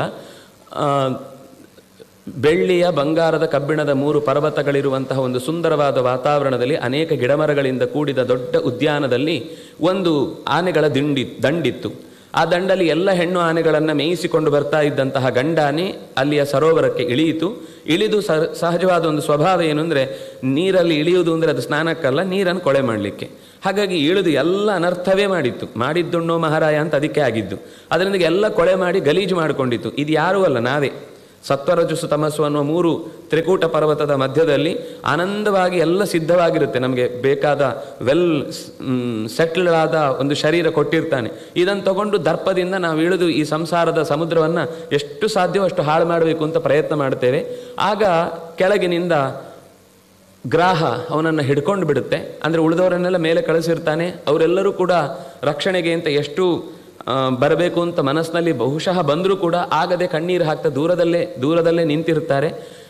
ಯಾವತ್ತಿದ್ರೂ ಸ್ವಕ್ಷೇತ್ರ ಪ್ರಬಲ, ನೀರಿನಲ್ಲಿರುವ ಮೊಸಳೆಗೆ ಗಟ್ಟಿ ಶಕ್ತಿ. ಅದರಿಂದ ಮತ್ತು ಕೆಳಕ್ಕಿಳಿತು. 1000 ವರ್ಷಗಳ ನಿರಂತರವಾದ ಒಂದು ಗುದ್ದಾಟ ನಡೀತಾ ಹೋಯಿತು, ಕಾದಾಟ ಮುಂದುವರಿಯಿತು. ಅಲ್ಲಿಯ ತನಕ ಅದು ಹೇಳುತ್ತೆ ಆ ಮಾತು ಬಹಳ ಚೆನ್ನಾಗಿ. ನಾಯಂ ವೇದ ಸ್ವಮಾತ್ಮಾನಂ ಯಚ್ಛಕ್ತ್ಯ ಅಹಂದಿಯಾ ಹತಃ ತಂ ದುರತ್ಯಯ ಮಾಹಾತ್ಮ್ಯಂ ಭಗವಂತಂ ನತೋಸ್ಮ್ಯಹಂ ಅಂತ ಕೊನೆಗೆ ಅವನು ಪ್ರಾರ್ಥನೆ ಮಾಡುವಾಗ ಹೇಳುವ ಮಾತು. ಅವನ ಸ್ತೋತ್ರದಲ್ಲಿ ನಮೋ ನಮಸ್ತುಭ್ಯಂ ಅಸಹ್ಯ ವೇಗ ಶಕ್ತಿ ತ್ರಯಾಯ ಅಖಿಲ ಧೀಗುಣಾಯ ಪ್ರಪನ್ನ ಪಾಲಾಯ ದುರಂತ ಶಕ್ತಯೇ ಬುದ್ಧೀಂದ್ರಿಯಾಣಾಂ ಅನವಾಪ್ಯ ವರ್ತಮನೇ. ಅವನು ಪ್ರಾರ್ಥನೆ ಮಾಡುವುದು ಬಹಳ ಚಂದದ ದೀರ್ಘವಾದ ಪ್ರಾರ್ಥನೆ ಇದೆ. ಅದರಲ್ಲಿ ಅವನು ಎಲ್ಲವನ್ನು ನಿನಗೆ ಅರ್ಪಿಸಿದ್ದೇನೆ, ನಿನ್ನ ವೇಗವನ್ನು, ನಿನ್ನಲ್ಲಿರುವ ಜ್ಞಾನಕ್ರಿಯಾ ಇಚ್ಛಾಶಕ್ತಿಯನ್ನು ಯಾರೂ ಪ್ರಶ್ನಿಸಲಿಕ್ಕಾಗುವಂಥದ್ದಲ್ಲ. ನಿನಗಿರುವ ಜ್ಞಾನ, ನಿನಗಿರುವ ಕ್ರಿಯಾಶಕ್ತಿ, ನಿನಗಿರುವ ಇಚ್ಛಾಶಕ್ತಿ ಅನ್ನೋದನ್ನು ವಸ್ತುತಃ ಅದು 3 ಒಂದೇ. ನಮಗೆ ಅರ್ಥ ಆಗಲಿ ಅಂತ 3 ಬಿಡಿಸಿ ಹೇಳಿದನು. ಯಾಕೆಂದರೆ ಇಚ್ಛಿಸುವಾಗಲೇ ಕ್ರಿಯೆ ಆಗಿ ಹೋಗಿರುತ್ತೆ, ಮತ್ತು ಕ್ರಿಯಾಶಕ್ತಿಯಲ್ಲಿದೆ ಬೇರೆ. ಇಚ್ಛಿಸುವಾಗ ತಿಳಿದೇ ಇಚ್ಛಿಸಿರ್ತಾನೆ, ಅದರಿಂದಾಗಿ ಜ್ಞಾನಶಕ್ತಿಯಲ್ಲಿ ಬೇರೆ. ನಮಗೆ ಮೊದಲು ಆಸೆ ಬರಬೇಕು, ಮಾಡಬೇಕು ಅಂತ ಗೊತ್ತಾದಮೇಲೆ ಮಾಡಬೇಕು. ನಮಗೆ ಒಂದು ಕಾಲದ ವ್ಯವಧಾನ ಇದೆ, ಒಂದಾದ್ಮೇಲೆ ಒಂದು ನಾವು ಯೋಚಿಸಿದ ಮೇಲೆ ಆಯಿತು ಅಂತಿಲ್ಲ. ಯೋಚಿಸಿದ ಮೇಲೆ ಎಷ್ಟೋ ಯೋಚನೆಯಲ್ಲೇ ಕಳೆದೋಗೋದು ಜಾಸ್ತಿ. ಅಕಸ್ಮಾತ್ ಇಚ್ಛಿಸಿದ್ದೆಲ್ಲ ಆಗೋಗಿದ್ರೆ ನಮ್ಮ ಮನೆ ಮೊದಲು ಉಲ್ಟಾ ಬೀಳ್ತಿತ್ತು. ಯಾಕಂದ್ರೆ ನಮಗೆ ಮೊದಲು ಈ ಮನೆಯನ್ನು ಅಕಸ್ಮಾತ್ ಉಲ್ಟಾ ಸೃಷ್ಟಿದ್ರೆ ಏನಾಗ್ತಿತ್ತು ಅಂತಲೇ ತಲೆಯಲ್ಲಿ ಮೊದಲು ಬರೋದು. ಅದನ್ನಾಗಿ ಒಳಗಿದ್ದವರೆಲ್ಲ ಏನು ಮಾಡ್ತಾ ಇದ್ದೆವು, ಏನೇನು ಸೃಷ್ಟಿಯ ನೆಪದಲ್ಲಿ ಅಂತ ತಲೆ ಕೆಡಿಸ್ಕೊಳ್ತಿದ್ರು. ಹಾಗಾಗಿ ನಮ್ಮ ಪುಣ್ಯಕ್ಕೆ ಅಂಥ ಒಂದು ದುಸ್ಥಿತಿಯನ್ನು ನಮ್ಮ ಸಂಕಲ್ಪ ಶಕ್ತಿಗೆ ಭಗವಂತ ಒಡ್ಡಲಿಲ್ಲ. ಆದರೆ 3 ಕ್ರಿಯೆಗಳು ಒಂದೇ ಆದರೂ ಕೂಡ 3ಆಗಿ ಲೋಕದಲ್ಲಿ ಬೇರೆ ಬೇರೆ ರೀತಿಯಾದ ವ್ಯವಸ್ಥೆಯನ್ನು ಅದು ತೋರಿಸಿಕೊಡುತ್ತೆ. ಅದರಿಂದಾಗಿ ಅಂತಹ ನೋಡಿ, ಒಂದು ಗಜೇಂದ್ರನ ಪ್ರಾರ್ಥನೆಯಲ್ಲಿ ಬಂದ ಸಂಗತಿಗಳು ಅಪೂರ್ವವಾದ ಪ್ರಮೇಯಗಳನ್ನು ಹೊತ್ತುಕೊಂಡು ನಿಂತಿರುವಂಥದ್ದು. ಅಖಿಲ ಧೀಗುಣಾಯ, ಇಡೀ ಜಗತ್ತಿನ ಎಲ್ಲರ ಬುದ್ಧಿಯಲ್ಲೂ ಕೂಡ ಚೆನ್ನಾಗಿ ಗುಣವನ್ನು ಪ್ರಚೋದನೆ ಮಾಡುವ ಸಾಮರ್ಥ್ಯವುಳ್ಳವನು ನೀನು. ಯಾರು ಪ್ರಪನ್ನರೋ ಅವರನ್ನು ಪಾಲಿಸುವವನು. ನಿನ್ನ ಶಕ್ತಿಗೊಂದು ಕೊನೆಯಂತ ಇಲ್ಲ. ಬುದ್ಧಿಗೆ, ಇಂದ್ರಿಯಗಳಿಗೆ ಯಾವತ್ತೂ ಅನವಾಪ್ಯ ವರ್ತಮನೆ. ನಿನ್ನ ದಾರಿ ಏನು ಅಂತಲೇ ಗೊತ್ತಾಗೋದಿಲ್ಲ. ಏನೋ ತರ್ಕ ಮಾಡಿರ್ತಾನೆ. ಕ್ರಿಯಾನಿಹಾರ್ಥ, ನಮ್ಮ ವಿಮರ್ಶೆಗೆ ಏನು ಅರ್ಥ ಇದೆ, ನಾವೇನೇನೋ ಲೆಕ್ಕಾಚಾರ ಹಾಕ್ತೇವೆ. 2ನೇ ಅಲೆ ಹೀಗಾಗುತ್ತೆ, 3ನೇ ಅಲೆ ಹಾಗಾಗುತ್ತೆ, 10ನೇ ಅಲೆ ಹೀಗೆ ಬರುತ್ತೆ. ಎಲ್ಲ ಅಲೆಗಳು ಇವ್ರ ತಲೆಯಲ್ಲಿರುತ್ತೆ. ಅದು ಎಲ್ಲಿ ಬರುತ್ತೋ ಎಲ್ಲಿ ಹೋಗುತ್ತೋ ಯಾರಿಗೂ ಗೊತ್ತಾಗೋದಿಲ್ಲ. ಆದರೆ ಹೇಳುವಾಗ ಮಾತ್ರ ಅದನ್ನು ನಾವೊಂದು ಊಹಿಸಿ ಏನೋ ಹೇಳಿರ್ತೇವೆ. ಅದು ಆ ದಿವಸಕ್ಕೆ ಬಿಟ್ಟು ಇನ್ನೇನೋ ಆಗಿರುತ್ತೆ. ಮಳೆ ಬರುತ್ತೆ ಅಂತ ಹೇಳಿದರೆ ಬಂದಿರೋದಿಲ್ಲ, ಮಳೆ ಬರೋದಿಲ್ಲ ಅಂತ ಹೇಳಿದ್ರು ಸ್ವಲ್ಪ ಜೋರಾಗಿ ಹೊಡೆದಿರುತ್ತೆ. ಅಂದರೆ ಇದು ನಮ್ಮ ಎಲ್ಲ ಕಾಲದಲ್ಲಿಯೂ ನಮ್ಮ ನಿಯಂತ್ರಣದಲ್ಲಿ ಈ ಕ್ರಿಯಾಕಲಾಪಗಳನ್ನು ಅಬ್ಸರ್ವ್ ಮಾಡಿದರೂ ನಮ್ಮ ಕೈ ತಪ್ಪುವುದು ಜಾಸ್ತಿ ಇರುತ್ತೆ. ಅದರಿಂದಾಗಿ ನಿನ್ನ ನಡೆ ಎನ್ನುವುದು ಯಾರ ಬುದ್ಧಿಗೂ ಸುಲಭದಲ್ಲಿ ಅರ್ಥ ಆಗುವ ಸಂಗತಿ ಅಲ್ಲ. ಆಗ ಅವನು ಹೇಳ್ತಾನೆ, ತನ್ನ ಸಾಮರ್ಥ್ಯವನ್ನೆಲ್ಲ ಪ್ರಯೋಗಿಸಿ ಕೊನೆಗೆ ಏನು ಮಾಡಿದರೂ ಆಗುವುದಿಲ್ಲ ಅಂದಾಗ ಎಚ್ಚರ ಆಗುತ್ತೆ. ಆಗ ಅಲ್ಲೇ ತಾನೇ ಸೊಂಡಿಲಿನಿಂದ ಕೈಕಾಲಿನಿಂದ ಎಲ್ಲ ಓಡಾಡಿಸಿ ಕದಡಿದಂತಹ ಕೆರೆಯಲ್ಲಿ ಮುದುಡಿ ಬಿದ್ದಿದ್ದಂತಹ ಕಮಲವನ್ನು ಎತ್ತಿ ಹಿಡಿದು ಭಗವಂತನನ್ನು ಕೂಗಿ ಕರೆದುಕೊಳ್ತಾನೆ. ನಾಯಂ ವೇದ ಸ್ವಂ ಆತ್ಮಾನಂ, ನನ್ನ ಸಾಮರ್ಥ್ಯ ಏನು, ನನ್ನ ನಿಜವಾದ ಶಕ್ತಿ ಏನು ಅಂತ ಅರ್ಥ ಮಾಡಿಕೊಳ್ಳದೆ ನಾನೇ ಎಲ್ಲ ಅಂತ ಅಂದ್ಕೊಂಡಿದ್ದೆ. ಯಚ್ಛಕ್ತಿಯ ಅಹಂಧಿಯ ಹತಃ, ಅಹಂಧಿಯ ನಾನೇ ಮಾಡ್ಕೊಳ್ತೇನೆ, ನನ್ನ ರಕ್ಷಣೆ ಯಾರು ಮಾಡಲಿಕ್ಕಿದ್ದಾರೆ, ನನ್ನನ್ನು ನೋಡ್ಕೊಳ್ಳೋರು ಯಾರು, ನಾನು ಆನೆ, ಈ ಗಜರಾಜ ಅಂತ ಹೆಸರು, ಇಡೀ ಕಾಡಿನಲ್ಲಿ ನನಗಿರುವ ಸಾಮರ್ಥ್ಯ ಯಾರಿಗೂ ಇಲ್ಲ. ನನಗೆ ಅಕಸ್ಮಾತ್ ಏನೋ ತೊಂದರೆ ಆದರೆ ನನ್ನವರು ಎಲ್ಲರೂ ಇದ್ದಾರೆ, ಇವರೆಲ್ಲರೂ ಬಂದು ನನ್ನನ್ನು ರಕ್ಷಿಸ್ತಾರೆ ಅಂತ. ಎಲ್ಲ ಬೆಡ್ಡಲ್ಲಿ ಕೂತಿದ್ದಾಗ ಕೈ ಮುಗಿಬೋದು ಅಷ್ಟೇ ಬಿಟ್ಟರೆ, ಡಾಕ್ಟ್ರು ಕೂಡ ಕೈ ಕೊಯ್ದಿದ್ದೀವಿ ಹೊಲ್ದಿದ್ದೀವಿ, ಅದು ಜೋಡಿಸ್ಕೊಳ್ಳುತ್ತೆ ಅನ್ನೋದು ಅವನಿಗೆ ಬಿಟ್ಟಿದ್ದು ಅಂತ ಅವನು ಜೈ ಅಂತಾನೆ ಹೊರತು, ಪ್ರಾರ್ಥನೆ ಮಾಡಿ ಒಳ್ಳೆಯ ಮನಸ್ಸಿನಿಂದ ಮಾಡ್ಬೋದು ಅಷ್ಟೇ ಬಿಟ್ಟರೆ ಹಾಗೇ ಆಗುತ್ತೆ ಅಂತ ನಿಶ್ಚಯ ಹೇಳೋದು ಯಾರಿಗೂ ಸಾಧ್ಯ ಇಲ್ಲ. ಹಾಗಾಗಿ ಎಲ್ಲ ಆನೆಯ ಥರನೇ ನಾವು ಬಿದ್ದಿದ್ದು, ಸಂಸಾರದಲ್ಲಿ ಬಿದ್ದಿರುವುದು ಅಂದರೆ ಇದೇ ಥರದ ಅನೇಕ ಅನಾಹುತಗಳಲ್ಲಿ ಸಿಕ್ಕಿಬಿದ್ದಾಗ ಯಾರೂ ರಕ್ಷಿಸಲಿಕ್ಕೆ ಬರೋರಿಲ್ಲ ಅಂತ ಗೊತ್ತಾದಾಗ ಭಗವಂತನನ್ನು ಪ್ರಾರ್ಥಿಸ್ತಾನೆ. ಭಗವಂತ ಓಡೋಡಿ ಬರ್ತಾನೆ. ಸೋಂತಸ್ಸರಸ್ಯುರುಬಲೇನ ಗೃಹೀತ ಆರ್ತೋ ದೃಷ್ಟ್ವಾ ಗರುತ್ಮತಿ ಹರಿಂ ಖೇ ಉಪಾತ್ತ ಚಕ್ರಂ ಉತ್ಕ್ಷಿಪ್ಯ ಸಾಂಬುಜಕರಂ ಗಿರಂ ಆಹ ಕೃಚ್ಛ್ರಾತ್ ನಾರಾಯಣಾಖಿಲ ಗುರೋ ಭಗವನ್ ನಮಸ್ತೆ. ನೀರಿನೊಳಗೆ ಉರುಬಲದಿಂದ ತನ್ನ ಸಹಜವಾದ ಗಟ್ಟಿ ಸಾಮರ್ಥ್ಯದಿಂದ ಗಟ್ಟಿಯಾಗಿ ಹಿಡಿದಂತಹ ಮೊಸಳೆಯ ಹಿಡಿತದಿಂದ ತಪ್ಪಿಸಿಕೊಳ್ಳಲಾರದೆ ಭಗವಂತನನ್ನು ಕೂಗಿ ಕರೆದಾಗ ಗರುತ್ಮತಿ ಹರಿಂ ದೃಷ್ಟ್ವ, ಗರುತ್ಮಂತನ ಮೇಲೆ ಕುಳಿತು ಓಡಿ ಬರ್ತಾ ಅಂದರೆ ವೇಗವಾಗಿ ಬರ್ತಾ ಇರುವ ಹರಿಯನ್ನು ಕಂಡು, ಅದರಲ್ಲೂ ಹಿಡಿಯುವಾಗ ಚಕ್ರ ಎಲ್ಲ ಹಿಡ್ಕೊಂಡು ರೆಡಿಯಾಗಿ ಬರ್ತಾ ಇದ್ದಾನೆ ಅಂತಹ ಭಗವಂತನನ್ನು ಕಂಡು ಉತ್ಕ್ಷಿಪ್ಯ ಅಲ್ಲೇ ಇದ್ದ ಒಂದು ಅಂಬುಜ ಕಮಲವನ್ನು ಎತ್ತಿ ಹಿಡಿದು ಗಿರಂ ಆಹ ಕೃಚ್ಛ್ರಾತ್, ಹೇಳಲಿಕ್ಕಾಗ್ತಾ ಇಲ್ಲ, ಒದ್ದಾಟ ಆಗ್ತಾ ಇದೆ, ಅಂಥದ್ರಲ್ಲೂ ಕ್ಷೀಣ ಧ್ವನಿಯಲ್ಲಿ ನಾರಾಯಣ ಅಖಿಲ ಗುರೋ ಭಗವನ್ ನಮಸ್ತೆ ಅಂತ ಭಗವಂತನ ಮುಂದೆ ತನ್ನನ್ನು ಅವಲತ್ತುಕೊಂಡ. ತಂ ವೀಕ್ಷ ಪೀಡಿತಮಜಃ, ಹೀಗೆ ಅವನು ಅಷ್ಟು ಕಣ್ಣೀರು ಹಾಕಿ ಕರೀತಾ ಇದ್ದಾನೆ ಅಂತ ಗೊತ್ತಾದಾಗ ಭಗವಂತನಿಗೆ ಗರುಡ ಹೋಗುವ ವೇಗ ಸಾಕಾಗಲಿಲ್ಲ ಅಂತ ಗರುಡನಿಂದ ತಾನೇ ಕೆಳಕ್ಕೆ ಇಳಿದು ಸಹತಾ ಅವತೀರ್ಯ, ಕೂಡಲೇ ಕೆಳಕ್ಕೆ ಇಳಿದು ಅವನ ಕಾಲು ಹಿಡ್ಕೊಂಡು ತಾನು ಓಡಿ ಬಂದಂತೆ. ಇವನು ಹೋಗೋ ವೇಗ ನನಗೆ ಸಾಕಾಗಲ್ಲ, ಭಕ್ತನ ಹತ್ರ ನಾನು ಅಷ್ಟು ವೇಗವಾಗಿ ಬರಬೇಕು ಅಂತ. ಅಂದರೆ ಇದೆಲ್ಲ ಭಗವಂತನ ಒಂದು ಆ ಕಾರುಣ್ಯ ಆತ್ಮೀಯತೆಯನ್ನು ಹೇಳುವುದಕ್ಕೆ ಬಂದ ಮಾತು. ಕೊನೆಗೆ ಏನು ಅಂದರೆ ಬಂದು ಇಳಿದ ತಕ್ಷಣವೇ ಕೈಯಿಂದ ಅಂಬುಜವನ್ನು ಹಿಡ್ಕೊಂಡಿದ್ದಲ್ಲ, ಆ ಇಡೀ ಅವನನ್ನು ಕಮಲವನ್ನು ತೆಗೆದುಕೊಳ್ಳುವ ನೆಪದಲ್ಲಿ ಇಡೀ ಸೊಂಡಿಲನ್ನೇ ಮೇಲಕ್ಕೆ ಎತ್ತಿದ ಅಂತೆ. ಸರಸಹ ಕೃಪಯಾ ಉಜ್ಜಹಾರ, ಅವನನ್ನು ಮೇಲಕ್ಕೆ ಎತ್ತಿದ. ಯಾಕೆಂದರೆ ಅವನು ನೀರೊಳಗೆ ಹೋಗ್ತಾನೇ ಇದ್ದಾನೆ, ಇನ್ನು ಬೀಳ್ತೇನೆ, ಈ ಸಂಸಾರದಲ್ಲಿ ಆಯಿತು, ನನ್ನ ಕತೆ ಮುಗಿಯಿತು, ಓ ಅಂತ ಜೋರಾಗಿ ಹತ್ತು, ನೀನಲ್ಲದೆ ಇನ್ನಾರು ನನ್ನನ್ನು ಪೊರೆಯುವವರಿಲ್ಲ ಅಂತ ಒಬ್ಬ ಶರಣಾದ ಅಂದರೆ ತಕ್ಷಣ ಹಿಡಿದು ಮೇಲಕ್ಕೆ ಎತ್ತಿದ ಅಂತೆ. ಎತ್ತಿ ಗ್ರಾಹಾತ್ ವಿಪಾಟಿತ ಮುಖಾತ್, ಯಾವಾಗ ಅದು ಕಾಲು ಹಿಂದಿನ ಕಾಲಿನ ಗಟ್ಟಿ ಹಿಡ್ಕೊಂಡಿದೆಯೋ ಅದನ್ನು ಕೂಡಲೇ ಅರಿಣ ತನ್ನ ಚಕ್ರದಿಂದ ಗಜೇಂದ್ರ ನೋಡ್ತಾ ಇದ್ದ ಹಾಗೆಯೇ ಕೈಯಿಂದ, ಅಂದರೆ ಒಂದು ಕೈಯಿಂದ ಅವನನ್ನು ಸೊಂಡಿಲು ಸಮೇತ ಎತ್ತಿದ್ದಾನೆ, ಇನ್ನೊಂದು ಕೈಯಿಂದ ಚಕ್ರವನ್ನು ಬಿಟ್ಟಿದ್ದಾನೆ, ಅದರ ತಲೆ ಕತ್ತರಿಸಿ ಕೆಳಕ್ಕೆ ಬಿದ್ದಿದೆ. ಹೀಗೆ ಅವನ ದುಃಖವನ್ನು ಪರಿಹರಿಸಿದ. ಗಜೇಂದ್ರ ಭಗವತ್ ಸ್ಪರ್ಶಾತ್ ವಿಮುಕ್ತ ಅಜ್ಞಾನ ಬಂಧನಾತ್, ಭಗವಂತನ ಆ ಕೈ ಹಿಡಿದು ಎತ್ತಿದ ಅಲ್ವಾ, ಆಗಲೇ ಅವನ ಒಳಗೆ ಇದ್ದ ಎಲ್ಲ ಅಜ್ಞಾನದ ಕಲ್ಮಶ ತೊಳೆದು ಎಲ್ಲೋ ಹೊರಟೇ ಹೋಯ್ತಂತೆ. ಪ್ರಾಪ್ತಃ ಭಗವತೋ ರೂಪಂ, ಆಶ್ಚರ್ಯ ಅಂದರೆ ಆ ಶರೀರ ಹೋಯ್ತು, ಕೂಡಲೇ ಶಂಖಚಕ್ರ ಗದಾ ಪದ್ಮಧಾರಿಯಾದ ಭಗವಂತನ ಸಪಾರ್ಷದನಂತೆ ಅವನ ಹತ್ತಿರದಲ್ಲೇ ಅವನದ್ದೇ ಇನ್ನೊಂದು ರೂಪ ಅನ್ನುವ ಹಾಗೆ ಪೀತವಾಸ ಚತುರ್ಭುಜ, ವಾಸಸ್ಕನಾಗಿ 4 ತೋಳುಗಳಿಂದ ಕೂಡಿದವನಾಗಿ ಭಗವಂತನ ಎದುರುಗಡೆ ಬಂದು ನಿಂತ.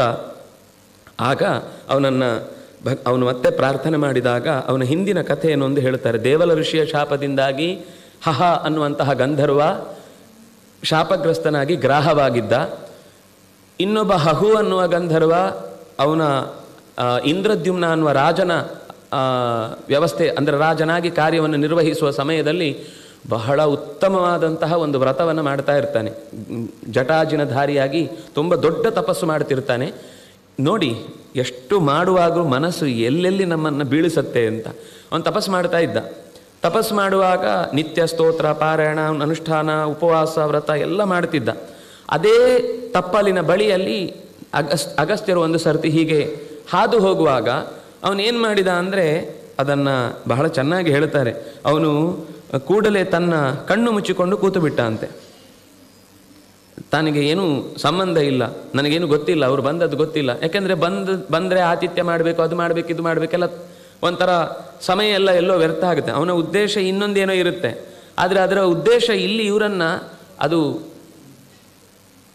ಬಂದ ಮೇಲೆ ಅವರನ್ನು ಗೌರವಿಸಬೇಕು ಅನ್ನೋದನ್ನ ಮೇಲೆ ತೂಷ್ಣೀಂ ಅರ್ಹಣ ಅಂದರೆ ಆತಿಥ್ಯ ಮಾಡುವುದನ್ನು ತಪ್ಪಿಸುವ ನೆಪದಲ್ಲಿ ತೂಷ್ಣೀಂ ಸುಮ್ಮನೆ ಕೂತು ಬಿಟ್ಟ. ಗೊತ್ತಾಯ್ತು ಅವರಿಗೆ. ಅಂದರೆ ಒಂದು ನಿಯಮ ಇದೆ, ಏನು ಅಂದರೆ ಧ್ಯಾನದಲ್ಲಿದ್ದರೆ ಅಥವಾ ಪೂಜೆಯಲ್ಲಿದ್ದು ಗಮನದಲ್ಲಿ ಇಲ್ಲದೇ ಇದ್ದರೆ ಅಥವಾ ಜಪದಲ್ಲಿ ಕಣ್ಣು ಮುಚ್ಚಿ ಕೂತಿದ್ರೆ ಯಾರಾದರೂ ಬಂದು ಹೋದದ್ದು ಗೊತ್ತಾಗಲಿಲ್ಲ ಅಂದರೆ ಅದು ದೋಷ ಅಲ್ಲ. ಹೇಗೆ ರುದ್ರದೇವ ತನ್ನ ಪಕ್ಕದಲ್ಲಿ ಕುಳಿತಿದ್ದಂತಹ ಚತುರ್ಮುಖನ ಹೃದಯದ ಅಂತರಂಗದಲ್ಲಿ ಶುದ್ಧವಾದ ಪ್ರತಿಬಿಂಬವನ್ನು ಕಾಣ್ತಾ ಇದ್ದು ಸಂತೋಷದಲ್ಲಿ ಮೈ ಮರೆತಿದ್ರು, ಆಗ ದಕ್ಷ ಬಂದದ್ದು ಗೊತ್ತಾಗಲಿಲ್ಲ. ಅದು ಉದ್ದೇಶಪೂರ್ವಕ ಅಲ್ಲ. ಇದಕ್ಕಿಂತ ಉತ್ತಮವಾದ ಒಂದು ಕಾರ್ಯದಲ್ಲಿ ಈಗ ಇಲ್ಲಿ ಬಂದವರಲ್ಲೂ ನಾವು ಮಾಡುವುದೇನು, ಎದ್ದೇಳುವುದು ಅಂದರೆ ಅಲ್ಲಿರುವ ಭಗವಂತನನ್ನು ಗೌರವಿಸುವುದು ಅಂತ ಅರ್ಥ. ಅರ್ಹಣೆ ಮಾಡುವುದು ಅಂದರೆ ಅವರನ್ನು ಮಾತ್ರ ಅಲ್ಲ, ಅಲ್ಲಿರುವ ಭಗವಂತನನ್ನೇ ಆರಾಧಿಸುವುದು. ಅದೇ ಕ್ರಿಯೆಯಲ್ಲಿ ಈ ಕ್ರಿಯೆ ಮಾಡುವುದು ಯಾಕೆ? ನಿರಂತರವಾಗಿ ಭಗವಂತನಲ್ಲಿ ನನ್ನ ಮನಸ್ಸು ಮತ್ತಷ್ಟು ಲೀನ ಆಗಲಿ ಅಂತ. ಆ ಲೀನವಾದ ಕ್ರಿಯೆಯ ಮಧ್ಯದಲ್ಲಿ ಇನ್ನೊಬ್ರು ಬಂದಾಗ ಇದನ್ನು ತಪ್ಪಿಸಿ ಮತ್ತೆ ಅದನ್ನು ಮಾಡಬೇಕಾಗಿಲ್ಲ. ಅಷ್ಟೇ ಅದರ ಲಾಜಿಕಲಿ ಅದನ್ನು ಯೋಚನೆ ಮಾಡಬೇಕಾದಷ್ಟೇ. ಆದರೆ ಇವನು ಏನು ಮಾಡಿದ ಅಂತ ತಪ್ಪಿಸಿಕೊಳ್ಳಿಕೊಂಡು ನೆಪವಾಗಿಸಿಕೊಂಡ. ಯಾರಾದರೂ ಸ್ವಾಮಿಗಳು ಹೋಗ್ತಾ ಇದ್ದಾರೆ ಅಂದರೆ ಗಟ್ಟಿ ಜಪ ಕೂತ್ಕೊಳ್ಳೋದು ಅಂತ ಇರುತ್ತೆ ಕೆಲವರದ್ದು. ಹಾಗೆ ಅವರು ಎದ್ದು ನಿಲ್ಲಬೇಕಾಗುತ್ತೆ ಅಂತ. ಹಾಗೆ ಇವನು ಅದೇ ತಪ್ಪು ಮಾಡಿದ್ದಕ್ಕೋಸ್ಕರ ಕೂಡಲೇ ಅವನನ್ನು, ನೀನು ಮಾಡಿದ್ದು ಇದು ಮದ, ಅಹಂಕಾರ, ಇದು ಮದ ಜಲದಿಂದ ಹೇಗೆ ಆನೆ ಮದಿಸಿದಾಗ ಏನೇನೋ ಮಾಡುತ್ತಲ್ಲೋ ಹಾಗೆ ವರ್ತಿಸ್ತಾ ಇದ್ದೀನಿ, ನೀನು ಆನೆಯ ಜನ್ಮ ಬರಲಿ ಅಂತ ಅವನಿಗೆ ಶಪಿಸಿದ. ಆ ಕಾರಣಕ್ಕಾಗಿ ಅವನು ಆನೆಯಾಗಿ ಗಜೇಂದ್ರನಾಗಿ ಕಾಣಿಸಿಕೊಂಡವನು ಮುಂದೆ ಭಗವಂತನ ಈ ಅನುಗ್ರಹದಿಂದ ಉದ್ಧೃತನಾಗಿ ಅನೇಕ ರೀತಿಯ, ಅಲ್ಲೊಂದು ಮಾತು ಬಹಳ ಚೆನ್ನಾಗಿ ಬರುತ್ತೆ, ನಾವು ಕರ್ಮ ಮಾಡುವುದು ದೊಡ್ಡ ಸಂಗತಿ ಅಲ್ಲ. ಅದಕ್ಕೆ ಹೇಳ್ತಾರೆ, ಕ್ಲೇಶ ಭೂರ್ಯಲ್ಪಸಾರಾಣಿ ಕರ್ಮಾಣಿ ವಿಫಲಾನಿ ವಾ ದೇಹಿನೋ ವಿಷಯಾರ್ಥಾನಾಂ ನತಥೈವಾರ್ಪಿತಂ ತ್ವಯಿ. ತುಂಬ ಕಷ್ಟಪಟ್ಟಿದ್ದಾನೆ, ಜಾಸ್ತಿ ಕ್ರಿಯೆಗಳನ್ನು ಮಾಡಿದ್ದಾನೆ, ಆದರೆ ಅದರ ಸಾರ ಏನೂ ಇಲ್ಲ. ಪೇಪರಲ್ಲಿ ಬರಲಿಕ್ಕೆ ಚೆನ್ನಾಗಿದೆ, ಒಳಗಿನಿಂದ ಜೊಳ್ಳು. ಪೇಪರಲ್ಲಿ ಇಷ್ಟು ಸಾಮಾನ್ಯ ಸರ್ಕಾರಿ ಕಾರ್ಯಕ್ರಮದ ವ್ಯವಸ್ಥೆಗಳನ್ನು ಕೇಳುವಾಗ ಅಲ್ಲಿ ಏನೇನು ಕಾರ್ಯಕ್ರಮ ಆಯಿತು ಕೇಳೋದಿಲ್ಲ, ಎಷ್ಟೆಷ್ಟು ಖರ್ಚಾಯಿತು ಅಂತ ಉತ್ತರ ಕೊಡಬೇಕು. ಅಂದರೆ ಅದರಿಂದ ತಿಳ್ಕೊಳ್ಬೇಕು ನಾವು ಇಂಥ ಕಾರ್ಯಕ್ರಮಗಳನ್ನು ಮಾಡಿದ್ದೇವೆ ಅನ್ನೋದು. ಹಾಗೆ ಅದು ಅಲ್ಪಸಾರ. ಕಾರ್ಯಕ್ರಮದ ಗೌಜು ದೊಡ್ಡದಿರುತ್ತೆ, ಆದರೆ ಕೊನೆಗೆ ಎಸೆನ್ಸು ಏನೂ ಇರುವುದಿಲ್ಲ. ಒಂದು ಪುಸ್ತಕ ಬಿಡುಗಡೆ ಆಯಿತು, ಒಂದು ಇನ್ನೇನೋ ಕಾರ್ಯಕ್ರಮ ಬಂತು ಅಂತ. ಅಂತಹ ಕರ್ಮಗಳು ಯಾವುದು ಕೂಡ ಅದು ಭಗವಂತನಿಗೆ ಮೆಚ್ಚುಗೆ ಆಗುವುದಿಲ್ಲ. ಯಾಕೆಂದರೆ ವಿಫಲಾನಿವ, ಯಾಕೆಂದರೆ ನತಥೈವ ಅರ್ಪಿತಂ, ಭಗವಂತನಿಗೆ ಅರ್ಪಿಸದೆ ಹೋದ ಕಾರಣದಿಂದಾಗಿ ಕಷ್ಟಪಟ್ಟು ಮಾಡಿರಲಿ, ತುಂಬ ಕಾರ್ಯ ಮಾಡಿರಲಿ, ಅಥವಾ ಅದರಲ್ಲಿ ಏನೂ ಸಾರ ಇಲ್ಲದ ಕೆಲಸವನ್ನೇ ಅವನು ಮಾಡಿರಲಿ, ಈ ಯಾವುದೇ ಕೆಲಸವಾದರೂ ಕೂಡ ಅದು ಭಗವಂತನಿಗೆ ಅರ್ಪಣೆಗೊಳ್ಳದೇ ಇದ್ದರೆ ಆ ಕರ್ಮಕ್ಕೆ ಅರ್ಥ ಇಲ್ಲ. ಆದರೆ ಅದೇ ಕರ್ಮದಲ್ಲಿ ದೋಷವೇ ಇತ್ತು. ಸದೋಷಮಪಿ ನ ತ್ಯಜೇತ್, ಅದು ಸ್ವಧರ್ಮ ಮತ್ತು ಸ್ವಲ್ಪವೇ ಕರ್ಮ. ಇಂಥ ಸಂದರ್ಭದಲ್ಲೂ ಭಗವಂತನ ನೆನೆದು ಯಾವುದೋ ಒಂದು ದೋಷಯುಕ್ತವಾದ ಅವನಿಗೆ ಆಗಲಿಲ್ಲ, ಯಾವುದೋ ಒಂದು ಸಾಮಗ್ರಿಗಳನ್ನು ಅಲ್ಲಿ ಜೋಡಿಸ್ಲಿಕ್ಕಾಗಲಿಲ್ಲ. ಆದರೆ ಆಗಲಿಲ್ಲ ಅನ್ನುವ ಒಂದು ವೇದನೆ ಇದೆ. ಅದರ ಜೊತೆಗೆ ಮನಸ್ಸಿನಲ್ಲಿ ಭಗವಂತ ಇದನ್ನೊಂದು ಕ್ಷಮಿಸು ಅನ್ನುವ ಪ್ರಾರ್ಥನೆ ಇದೆ. ಇಂಥ ಸಂದರ್ಭದಲ್ಲಿ ಎಲ್ಲ ಸಾಮಗ್ರಿಗಳಿಂದ ಒಡಗೂಡಿದ ಅತ್ಯಂತ ವಿಜೃಂಭಣೆಯಿಂದ ಮಾಡಿದ ಆಡಂಬರದ ಕೆಲಸಕ್ಕಿಂತ ಈ ಕಾರ್ಯದಲ್ಲಿ ಶ್ರದ್ಧೆ ಇದ್ದು ಮಾಡಲಿಕ್ಕಾಗಬೇಕಾದ ಕೆಲಸಗಳಲ್ಲಿ ಕೊರತೆ ಉಂಟಾಗಿ ಆದರೂ ಕೂಡ ಅದು ಫಲದ, ಇದು ಅಫಲದ, ಅವೀರ್ಯ. ಇದರಲ್ಲಿ ಯಾವುದೇ ಸಾಮರ್ಥ್ಯವನ್ನು ನಾವು ಪಡೀಲಿಕ್ಕೆ ಬರುವುದಿಲ್ಲ ಅಂತ. ಅಂದರೆ ಅದೇ ಅರ್ಥದಲ್ಲಿ ನಾವು ದೇವರಿಗೆ ಅರ್ಚನೆ ಮಾಡುವಾಗ ಅಥವಾ ಪೂಜೆಗಳನ್ನು ನಡೆಸುವ ಸಂದರ್ಭದಲ್ಲಿ ಬರೀ ಕೆಲವೊಂದು ಸರ್ತಿ ಪಾದ್ಯಂ ಸಮರ್ಪಯಾಮಿ ಅರ್ಘ್ಯಂ ಅದಾದರೂ ನೀರೇ ಇರಲಿ ಬಿಡಿ, ಇನ್ನು ಉಳಿದಂತೆ ಆಭರಣಂ ಸಮರ್ಪಯಾಮಿ ನೀರು, ಕೊನೆಗೆ ನೈವೇದ್ಯಂ ಸಮರ್ಪಯಾಮಿ ನೀರು. ನಿಜವಾಗಿಯೂ ನಮ್ಮಲ್ಲಿ ಎಲ್ಲ ಅನುಕೂಲ ಇದ್ದು ನಾವು ದೇವರಿಗೆ ನೀರೇ ಕೊಡಿಸಿದರೆ ನಾವೇನು ಕೊಡಿಸ್ತೇವೋ ದೇವರು ಅದನ್ನೇ ನಮಗೆ ಕೊಡಿಸ್ತಾನೆ ಅಂತ ಅನ್ನೋದು ನಿಯಮ. ಯಂ ಯಂ ಯಥಾ ಯಥಾ ಉಪಾಸತೆ ತಥೈವ ಹೋತಿ. ನಮ್ಮ ಹತ್ರ ನಿಜವಾಗಿಯೂ ಇಲ್ಲ, ಅದನ್ನು ಒಪ್ಪಿಕೊಳ್ತೇನೆ. ಯಾಕೆಂದರೆ ಇಲ್ಲ ತನಗೆಂದೊಬ್ಬ ಸುಳ್ಳು ಮಾತಾಡಿದರೆ ಎಲ್ಲವನ್ನು ಕಸುಕೊಂಬ. ನಮ್ಮ ಹತ್ರ ಇದ್ದೂ ಅದನ್ನು ಮರೆ ಮಾಡಿದರೆ ಗೊತ್ತಿರುತ್ತೆ. ನಿಜವಾಗಿ ಇಲ್ಲ, ಆಗ ನೀರು ಕೊಟ್ಟರೆ ವಸ್ತುತಃ ಆ ವಸ್ತುವನ್ನು ಕೊಟ್ಟರೂ ಅಷ್ಟು ಸಂತೋಷ ಆಗುವುದಿಲ್ಲ. ಭಕ್ತಿಯಿಂದ ಕೊಟ್ಟ ಹನಿ ನೀರೇ ಅವನಿಗೆ ಆ ಎಲ್ಲ ವಸ್ತುವಿನ ಫಲವನ್ನು ಕೂಡ ಭಗವಂತ ಒದಗಿಸ್ತಾನೆ. ಹಾಗಾಗಿ ಕರ್ಮ ಅಂತ ಅನ್ನೋದು ಮಾಡುವಾಗ ಅದರಲ್ಲಿ ಶ್ರದ್ಧೆ ಅನ್ನೋದು ಬಹಳ ಮುಖ್ಯ ಅಂತ ಹೀಗೆ ಅಲ್ಲಿ ಮಾತು ಬಂತು. ಆ ನಂತರ ಮುಂದಿನ ರೈವತ ಮತ್ತು ಚಾಕ್ಷುಷ ಮನ್ವಂತರದ ಕಥೆಯನ್ನು ಹೇಳುತ್ತಾರೆ. ಇದರ ಫಲಶ್ರುತಿಯನ್ನು ತುಂಬ ಹೇಳುತ್ತಾರೆ. ಈ ದುಸ್ವಪ್ನ ನಾಶನಾಯ ನಮಃ ಅಂತ ಅನ್ನೋದು ಈ ನಾಮವನ್ನು ತಾಪಸ ಮನುವನ್ನೇ ನೆನಪಿಸುವಂತಹ ನಾಮವಾಗಿ ಸಹಸ್ರನಾಮದಲ್ಲೂ ಉಲ್ಲೇಖಗೊಳ್ಳುವಂಥದ್ದು. ಅದು ಬಿಟ್ಟು ಬೇರೆ ಅರ್ಥವೂ ಇದೆ. ಇದು ಒಂದು ನಾಮದ ಅರ್ಥ. ಮತ್ತು ಯಾವುದಾದ್ರೂ ಒಂದು ಕೆಟ್ಟ ಸ್ವಪ್ನ ಆ ಬೆಳಗಿನ ಹೊತ್ತಿನಲ್ಲಿ ನಮಗೆ ಬಂದದ್ದು ಒಂದು ಕೆಟ್ಟ ಶಕುನವಾಗಿದ್ದರೆ, ಸ್ವಪ್ನ ಬಂದ ಮೇಲೆ ಅದು ಶಕುನವಾಗಿ ಕಾಡುವುದು. ಸ್ವಪ್ನವೇ ನಮಗೆ ಸಮಸ್ಯೆ ಏನು ಅಂದರೆ, ಸ್ವಪ್ನ ಅಂದರೆ ಸುಳ್ಳು ಅಂತ ಒಂದೇ ಸರ್ತಿ ಮಾತಾಡಿಬಿಡ್ತಾರೆ. ನಾಯಿ ಓಡಿಸ್ಕೊಂಡು ಬರ್ತಾ ಇದೆ ಅನ್ನುವುದು ಸ್ವಪ್ನದಲ್ಲಿ ಏನಾಗಿದೆ, ಅದು ನಿಜವಾಗಿಯೂ ಎಚ್ಚರದಲ್ಲೇ ಓಡಿಸ್ಕೊಂಡು ಬರ್ತಾ ಇದೆ ಅಂತ ಅಂದ್ಕೊಂಡದ್ದು ಸುಳ್ಳು. ವಸ್ತುತ ಕನಸಿನಲ್ಲಿ ನಾಯಿ ಓಡಿಸ್ಕೊಂಡು ಬಂದದ್ದೂ ಹೌದು, ಅವನು ಓಡಿದ್ದೂ ಹೌದು, ಆಮೇಲೆ ಅದು ಕಚ್ಚಿಸಿದಾಗ ಅವನಿಗೆ ವ್ಯಥೆಯಾಗಿ ನೋವಾಗಿ ಅತ್ತದ್ದೂ ಹೌದು, ಎಲ್ಲವೂ ಹೌದು. ಆದರೆ ಅದು ಎಚ್ಚರದಲ್ಲಾಗಿದ್ದು ಅನ್ನೋದು ಸುಳ್ಳು ಅಲ್ಲಿ. ಯಾಕೆಂದರೆ ಈಗ ಶಕುನವೇ ಒಂದು ಸಾಕು ಸ್ವಪ್ನ ಸತ್ಯ ಅನ್ನಲಿಕ್ಕೆ. ಆ ಕಾಲದಲ್ಲಿ ಸತ್ಯವೇ ಅದು. ಯಾಕಂದರೆ ಸಂಸ್ಕಾರ ರೂಪದಿಂದ ಜ್ಞಾನವೇ ಅಲ್ವಾ ಅದು. ಜ್ಞಾನ ಸುಳ್ಳಾಗೋದು ಹೇಗೆ ಸಾಧ್ಯ? ಜ್ಞಾನ ಅನ್ನೋದು ಸತ್ಯ ಅಂದಮೇಲೆ ಅದರಿಂದ ಆದ ಬೆವರು, ಅವನು ಉರುಳಿ ಓಡ್ತಾ ಇರ್ತಾನೆ ಹಾಸಿಗೆಯಲ್ಲಿ, ಕಾಲಲ್ಲಾಡಿಸಿ ತಲೆ ಅಲ್ಲಾಡಿಸಿ ಹಾಗೆ ಹೀಗೆ ಏನೋ ಮಾಡಿ ಔಟ್ ಅಂತಾನೆ, ಏನೋ ಕೈಯನ್ನು ಜೋರಾಗಿ ಬೀಸಿ, ಆಮೇಲೆ ಎದ್ದಾಗ ಹೇಳ್ತಾರೆ ಎಲ್ಲ ಆಡ್ತಾ ಇದ್ಯೋ ಮಾರಾಯ ಅಂತ. ನಮ್ಮ ಓದುವ ಹೊತ್ತಿನಲ್ಲಿ ಒಬ್ಬರು ಇದ್ದರು, ನಮಗಿಂತ ಹಿರಿಯರೊಬ್ಬರು. ಅವರಿಗೆ ಎಚ್ಚರದಲ್ಲಿ ಸರಿ ಉಗ್ಗಿತ್ತು, ಅವರಿಗೆ ಮಾತಾಡ್ಲಿಕ್ಕೆ ಬರ್ತಿರಲಿಲ್ಲ.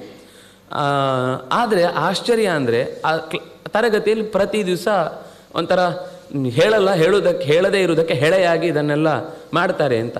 ಆದರೆ ರಾತ್ರಿ ಎದ್ದು ಆವತ್ತು ಅಂದರೆ ಅದು ನೋವು ಇರ್ತಿತ್ತು, ಹೇಳಲಿಕ್ಕಾಗಲ್ಲ ನನಗೆ ಅಂತ. ರಾತ್ರಿ ಎದ್ದು ಕೂತು ಅವತ್ತಿನ ಅಷ್ಟೂ ಪಾಠದ ಚಿಂತನೆಯನ್ನು ಒಂದು ಚೂರು ಉಗ್ಗಿಲ್ಲದೆ ದಡಬಡ ಅಂತ ಹೇಳ್ತಿದ್ರು. ಅಂದರೆ ಹಾಗಾದರೆ ಇದು ಅವನು ಹೇಳಿದ್ದು ಸತ್ಯನೋ ಸುಳ್ಳು? ಕನಸಿನಲ್ಲಿ ಹೇಳ್ತಾ ಇರೋದು ಅಷ್ಟು ಅವನಿಗೆ ಅರ್ಥ ಆಗಿದೆ ಅಂತ ಅರ್ಥ, ಅಷ್ಟು ಅವನು ಹೇಳಿದ್ದು ಅವನಿಗೆ ಗೊತ್ತಾಗಿದೆ ಅಂತ ಅರ್ಥ. ಅಂದರೆ ಕನಸಿನ ಹೊತ್ತಿಗೆ ಏನು ನಡೀತಾ ಇದೆ ಅದು ಸತ್ಯ. ಆ ಹೊತ್ತಿನ ನಾವು ಇನ್ನೊಂದು ಹೊತ್ತಿಗೆ ಜೋಡಿಸಿ ಹೊರಗೆ ನಡೀತಾ ಇದೆ ಅಂತ ಅಂದ್ಕೊಂಡದ್ದು ಸುಳ್ಳು. ಇಲ್ಲಾಂದರೆ ಶಕುನಗಳು ನಮಗೆ ನಾಳೆ ಹೀಗಾಗುತ್ತೆ ಅನ್ನೋದನ್ನು ಸೂಚಿಸ್ತಾ ಇದೆ ಅಂತಂದರೆ ಅದು ನಾಳೆ ಆಗುತ್ತೆ ಅಂತ ಹೇಳೋದು ಸತ್ಯ ಆಯ್ತಲ್ವ. ಇದು ಸುಳ್ಳಾದರೆ ಅದೇ ಹೇಗೆ ಸತ್ಯ ಆಗ್ಲಿಕ್ಕೆ ಸಾಧ್ಯ? ಅದರಿಂದಾಗೆ ಸತ್ಯವಾದದ್ದನ್ನೇ ಹೇಳುದು. ಇನ್ನೂ ಜ್ಯೋತಿಷದಲ್ಲಿ ಸ್ವಲ್ಪ ಒಳಗಿನಿಂದ ಒಂದು ಗುಟ್ಟನ್ನು ಹೇಳ್ತಾರೆ ಸ್ವಪ್ನದ ಬಗ್ಗೆ ಹೇಳುವಾಗ. ಅಂದರೆ ದುಸ್ವಪ್ನ ನಾಶನ ಅಂತ ಅನ್ನೋದಕ್ಕೋಸ್ಕರ ಹೇಳಿದ್ದು. ಕೆಲವೊಂದು ಸರ್ತಿ ಕೆಟ್ಟ ಸ್ವಪ್ನ ಬೀಳುತ್ತೆ, ಅದು ಈ ಪ್ರಾರ್ಥನೆ ಮಾಡೋದ್ರಿಂದ ಆಗೋದು ನಿಲ್ಲುತ್ತೆ. ಆದರೆ ನಿಲ್ಲುತ್ತೆ ಅಂದರೆ ಆ ಸ್ವಪ್ನ ಶಕುನ ಸುಳ್ಳಾಯ್ತಲ್ವಾ, ಅಥವಾ ವ್ಯರ್ಥ ಆಯ್ತಲ್ವಾ, ತೋರಿಸಿದ್ದು ವ್ಯರ್ಥ ಆಯ್ತಲ್ವಾ ಅಂದರೆ ಇಲ್ಲ. ಅದರಲ್ಲೊಂದು ಮತ್ತೊಂದು ಕ್ರಮ ಇದೆ. ಏನು ಅಂದರೆ, ಈಗ ಒಬ್ಬನಿಗೆ ದೊಡ್ಡ ರಾಜ ಪದವಿಯ ಯೋಗ ಇರುತ್ತೆ, ಆದರೆ ಅವನಲ್ಲಿ ಚೂರು ಪುಣ್ಯ ಇರೋದಿಲ್ಲ. ಅನರ್ಥಗಳ ಪರಂಪರೆಯಿಂದ ಎಲ್ಲ ಹಾಳು ಮಾಡ್ಕೊಂಡಿದ್ದಾನೆ.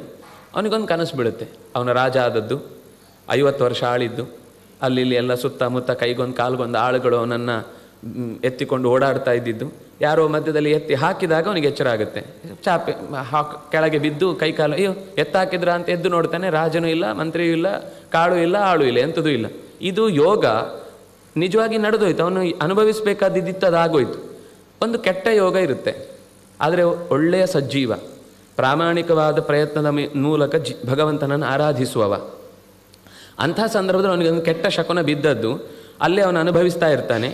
ಅವನಿಗೆ ಯೋಗ ಪುಣ್ಯ ಚೆನ್ನಾಗಿರುತ್ತೆ, ಅದರಿಂದಾಗಿ ಅಲ್ಲೇ ಅವನ ಆ ಸಾವಿನ ಯೋಗ ಮುಗಿದೋಗುತ್ತೆ, ಮತ್ತೆ ಎಚ್ಚರ ಬರುವುದಿಲ್ಲ. ಅಥವಾ ಈ ರೀತಿಯಾದ ಪುಣ್ಯ ಕರ್ಮವನ್ನು ಮಾಡುವುದರಿಂದಾಗಿ ಅಲ್ಲಿ ಕನಸಲ್ಲಿ ಏನು ಕಣ್ಣು ಅದೇ ಅಷ್ಟಕ್ಕೆ ಮುಗೀತು, ಆ ಕರ್ಮಫಲ ಅಲ್ಲಿಗೆ, ಅದು ಮತ್ತೆ ನಡೆಯುವುದಕ್ಕೆ ಇನ್ನೊಂದು ಸರ್ತಿ ಕಾಣಬೇಕಾದ ವ್ಯವಸ್ಥೆ ಬರುವುದಿಲ್ಲ. ಹೀಗೆ ಆ ಸ್ವಪ್ನದಲ್ಲಿ ಕಂಡ ದುಶ್ಶಕುನಗಳ ಪರಿಹಾರಕ್ಕಾಗಿ ಇದನ್ನು ಪ್ರಾರ್ಥನೆ ಮಾಡುವುದು ಉತ್ತಮ ಅಂತ ಆ ಫಲಶ್ರುತಿಯಲ್ಲಿ ಹೇಳುತ್ತಾರೆ.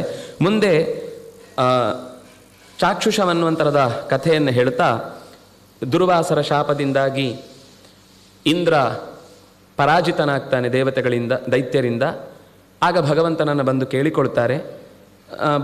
ಭಗವಂತನನ್ನ ಸ್ವತಃ ಚತುರ್ಮುಖ ಬಂದು ಅಹಂ ಗಿರಿತ್ರಶ್ಚ ಸುರಾದಯೋ ಯೇ ದಕ್ಷಾದಯೋಗ್ನಿರಿವ ಕೇತವಸ್ತೆ ಕಿಂವಾ ವಿಧೇಮೇಶ ಪೃಥಗ್ ವಿಭಾವಿತ ವಿಧತ್ಸ್ವ ಶನ್ನೋ ದ್ವಿಜದೇವ ಮಿತ್ರ ಸ್ತೋತ್ರ ಮಾಡ್ತಾರೆ. ಬರುವ ಮುನ್ನ ಸ್ತೋತ್ರ, ಬಂದ ಮೇಲೆ ಸ್ತೋತ್ರ, ಬಂದು ನಡೆಸಲಿಕ್ಕೆ ಸ್ತೋತ್ರ, ಬರೀ ಸ್ತೋತ್ರಮಯ. ಬಹಳ ಚೆನ್ನಾಗಿದೆ ಆ ಪ್ರತಿಯೊಂದು ಸ್ತೋತ್ರವೂ ಕೂಡ. ನಮಗೆ ಕೆಲವೊಮ್ಮೆ ಬರೀ ಏನು ಹೇಳಿದ್ದನ್ನೇ ಹೇಳ್ತಾರೆ ಅಂತ ಅನ್ನಿಸುತ್ತೆ. ಆದರೆ ಕಂಡವನ ಭಾವನೆಗಳನ್ನು ಅರ್ಥೈಸಿಕೊಳ್ಳುವ ಮಟ್ಟದಲ್ಲಿ ನಾವು ಯೋಚಿಸಿದರೆ ಆ ಪ್ರತಿಯೊಂದು ಸದ್ದಿನಲ್ಲೂ ಅವರ ಹಿಂದೆ ಇರುವ ಅನುಭವ ದೊಡ್ಡದು ಅಂತ ನಮಗೆ ಆಮೇಲೆ ಅರ್ಥ ಆಗುತ್ತೆ. ಅವರು ಪ್ರಾರ್ಥನೆ ಮಾಡ್ತಾ ನಾನಾಗಲಿ ಅಂದರೆ ಚತುರ್ಮುಖ ಹೇಳುವ ಮಾತು, ಈ ಶಿವನಾಗಲಿ ದೇವತೆಗಳಾಗಲಿ ದಕ್ಷ ಅಗ್ನಿ ಈ ಉಳಿದ ಯಾರು ಎಂತೆಂಥವ್ರು ಇದ್ದಾರೋ ಕಥಂ ವಾ ವಿಧೇಮ, ನಿನ್ನ ಆಟೋಟಗಳನ್ನು ಹೇಗೆ ಅಂತ ಅರ್ಥ ಮಾಡಿಕೊಳ್ಬೇಕು. ಅವನನ್ನು ಇಂದ್ರ ಅಂತ ಪದವಿಯಲ್ಲಿ ಕೂಡಿಸಿದ್ದಿ, ಆದರೆ ನೋಡಿದರೆ ಈಗ ನೀನೇ ಇಂದ್ರ. ಯಾಕೆಂದರೆ ಇಂದ್ರ ಶಬ್ದ ಅರ್ಥ ಪರಮೈಶ್ವರ್ಯ ಅನ್ನೋದು ಅವರಲ್ಲಿ ಇಲ್ಲ. ಈಗ ಅವನ ಹತ್ರ ಎಂಥದೂ ಇಲ್ಲ. ಅವನನ್ನು ಬೀದಿಗೆ ತಂದು ನಿಲ್ಲಿಸಿ, ಹೌದಾ ನಾನೇ ಇಂದ್ರ ಅಂತ ಒಪ್ಕೊಳ್ತೀಯಾ, ಹಾಂ ಇನ್ನು ಹಾಗಾದರೆ ನಿನಗೆ ಕೊಡ್ತೇನೆ ಅಂತ ಅವನನ್ನು ಆಟಾಡಿಸುವ ರೀತಿಯಲ್ಲಿ ಕರ್ಕೊಂಡು ಬಂದು ಇಲ್ಲಿಗೆ ತಂದು ನಿಲ್ಲಿಸಿದ್ದಿ. ಅದರಿಂದಾಗಿ ನೀನೇ ಈಗ ಮತ್ತೆ ದ್ವಿಜ ದೇವ ಮಿತ್ರ, ನಮ್ಮ ಋತ್ವಿಜರಿಗಾಗಲಿ ದೇವತೆಗಳಿಗಾಗಲಿ ನೀನೇ ಪರಮ ಮಿತ್ರ, ಅದರಿಂದಾಗಿ ನಮ್ಮನ್ನು ರಕ್ಷಿಸಬೇಕು ಅಂತ ಕೇಳಿದಾಗ ಭಗವಂತ ಅನುಗ್ರಹಿಸಿ ಎದ್ದು ಬರ್ತಾನೆ. ಅರಯೋಪಿ ಸಂಧೇಯಾ ಸತಿ ಕಾರ್ಯಾರ್ಥ ಗೌರವೇ ಅಹಿ ಮೂಷಕವದ್ದೇವೆ ಹ್ಯರ್ಥಸ್ಯ ಪದವೀಂ ಗತೈಹಿ ಅಂತ ಒಂದು ಕಥೆಯನ್ನು ನೆನಪಿಸ್ತಾನೆ. ಅಹಿಮೂಷಕ ಕಥಾ ಅಂತ ಒಂದು ಬಲೆಯಲ್ಲಿ ಹಾವು ಸಿಕ್ಕಿ ಹಾಕಿಕೊಂಡಿರುತ್ತೆ. ಒಂದು ಇಲಿ ಅಷ್ಟೊತ್ತಿಗೆ ನೋಡಿ ಕುಣಿದಾಡುತ್ತೆ, ನನ್ನನ್ನು ಯಾವಾಗಲೂ ಹಿಂದೆ ಕಟ್ಟಿಸ್ಕೊಂಡು ಬಂದು ಕೊಲ್ತೇನೆ ಅಂತ ಹೇಳಿ ಹೆದರಿಸ್ತಾ ಇದೆಯಲ್ವಾ, ಇವತ್ತು ನಿನಗಾಗಿದೆ ನೋಡು ಅಂತ ಹೇಳುವಷ್ಟರಲ್ಲಿ ಏನಾಗುತ್ತೆ ಅಂದರೆ ದೂರದಿಂದ ಒಂದು ನಕುಲ ಅಂದರೆ ಮುಂಗುಸಿ, ಮತ್ತೊಂದು ಕಡೆಯಿಂದ ಗೂಬೆ, ಇದೆರಡೂ ಕೂಡ ಇಲಿಯನ್ನು ನೋಡ್ತಾ ಇರುತ್ತೆ. ಹಾಗೆ ಇದಕ್ಕೆ ಹೆದರಿಕೆ ಆಗುತ್ತೆ. ಏನು ಮಾಡೋದು ಗೊತ್ತಾಗಲಿಲ್ಲ. ತಪ್ಪಿಸಿಕೊಳ್ಳಿಕ್ಕೆ ಇದು ಈಚೆಯಿಂದ ಆದರೆ ಹಾವಿನ ಹತ್ರ ಬರುವುದಿಲ್ಲ. ಯಾಕೆಂದರೆ ಹಾವು ಅದನ್ನು ಹಿಡಿದು ಬಿಡುತ್ತೆ. ಯಾಕೆಂದರೆ ಬಲೆಯಲ್ಲಿ ಬಿದ್ದದ್ದು ಗೊತ್ತಿಲ್ಲ. ಹಾವನ್ನು ನೋಡಿದೆ, ದೂರದಿಂದ ಇಲಿ ಆಚೆ ಈಚೆ ಬರುತ್ತೆ ಅಂತ ನೋಡ್ತಾ ಕಾಯ್ತಾ ಇದೆ. ಸರಿಯಾಗಿ ಅಷ್ಟೊತ್ತಿಗೆ ಆ ಬಲೆ ಹಾಕಿದ ಬೇಟೆಗಾರನು ಅದು ಬಹಳ ಹೊತ್ತು ಮಾತಾಡಿಕೊಳ್ಳುತ್ತೆ. ಮಹಾಭಾರತದಲ್ಲಿ ಇದನ್ನು ಬೆಕ್ಕು ಅಂತ ಬದಲಾಯಿಸಿಕೊಂಡು ಕಥೆ ಬಂದಿದೆ. ಬಹಳ ದೂರದಿಂದ ಒಬ್ಬ ಬೇಟೆಗಾರ ಬರುವಷ್ಟೊತ್ತಿಗೆ ಅಲ್ಲಿ ತನಕ ಅದು ಕಾಯುತ್ತೆ. ಅದು ಮಾತಾಡಿಕೊಂಡು ನಾನು ನಿನ್ನನ್ನು ಬಿಡಿಸ್ತೇನೆ, ನನ್ನನ್ನು ನೀನು ಏನು ಮಾಡದೇ ಇದ್ದರೆ ಸರಿ ಅಂತ ನಿಧಾನಕ್ಕೆ ಚುರ್ಚುರೇ ಬಿಡಿಸ್ತಾ ಇರ್ತದೆ. ಬೇಗ ಬಿಡಿಸು ಅಂತ. ಬೇಗ ಬಿಡಿಸಿದರೆ ನನ್ನನ್ನು ನೀನು ಬಿಡಿಸ್ಕೊಂಡ್ಬಿಡ್ತಿ ಅಂತ ನಿಧಾನಕ್ಕೆ ಕತ್ತರಿಸಿ ಆಗುವಾಗ ಅವನ ಹತ್ತಿರಕ್ಕೆ ಬರ್ತಾನೆ. ಬಂದ ತಕ್ಷಣವೇ ತನ್ನ ದೊಣ್ಣೆಯನ್ನು ತೆಗೆದು ಜೋರಾಗಿ ಬೀಸ್ತಾನೆ. ಬೀಸಿದಾಗ ಅದು ಗೂಬೆ ಓಡೋಗುತ್ತೆ, ಏಕದಿಂದ ಆ ಮುಂಗುಸಿಯು ಕೂಡ ಓಡೋಗುತ್ತೆ. ಇದು ಕೂಡ ಸರಿಯಾಗಿ ಅದಕ್ಕೆ ಹೊರಗೆ ಬರಲಿಕ್ಕೆ ಆಗುವಷ್ಟು ಕತ್ತರಿಸಿ ಬಿಟ್ಟದ್ರಿಂದ ಅದು ಕೂಡ ತನ್ನ ಜೀವ ಉಳಿಸ್ಕೊಳ್ಳಿಕ್ಕೆ ಎಲ್ಲೋ ದಾರಿ ತಪ್ಪಿಸಿಕೊಳ್ಳುತ್ತೆ. ಇದು ತನ್ನ ಗೂಡು ಸೇರಿಕೊಳ್ಳುತ್ತೆ. ವಸ್ತುತಃ ತನಗೆ ಶತ್ರು ಹಾವು. ಆದರೆ ಈ ಕಡೆಯಿಂದ ಇನ್ನೆರಡು ಶತ್ರುಗಳು ನನ್ನನ್ನು ಅಟ್ಟಿಸಿಕೊಂಡು ಬರ್ತಾ ಇದೆ. ಅಂಥ ಸಂದರ್ಭದಲ್ಲಿ ಈಗ ಹಾವಿನ ಜೊತೆಗೇನೆ ಅರಯೋಪಿಹಿ ಸಂಧೇಯಾ ಸತಿ ಕಾರ್ಯಾರ್ಥ ಗೌರವೇ, ಜೀವ ಉಳಿಸಿಕೊಳ್ಳಬೇಕಾದ ಒಂದು ಮಹಾಪ್ರಯತ್ನದಲ್ಲಿ ಅನಿವಾರ್ಯವಾಗಿ ಒಂದು ದುಷ್ಟರ ಸಂಬಂಧವನ್ನು ಬೆಳೆಸಿಕೊಳ್ಬೇಕು ಅಂತ ಅನ್ನೋ ಪ್ರಸಂಗ ಬಂದಾಗ ಆ ಕಾರ್ಯಕ್ಕಾಗಿ ಮಾತ್ರ ಅವರನ್ನು ನಾವು ಸಂಧಾನ ಮಾಡಿಕೊಳ್ಬೇಕಾಗತ್ತೆ ಅಂತ ಭಗವಂತ ಹೇಳಿದ ಮೇಲೆ ಆಯಿತು ಅಂತ ಹೇಳಿ ದೈತ್ಯರನ್ನು ಕೇಳಿಕೊಳ್ತಾರೆ.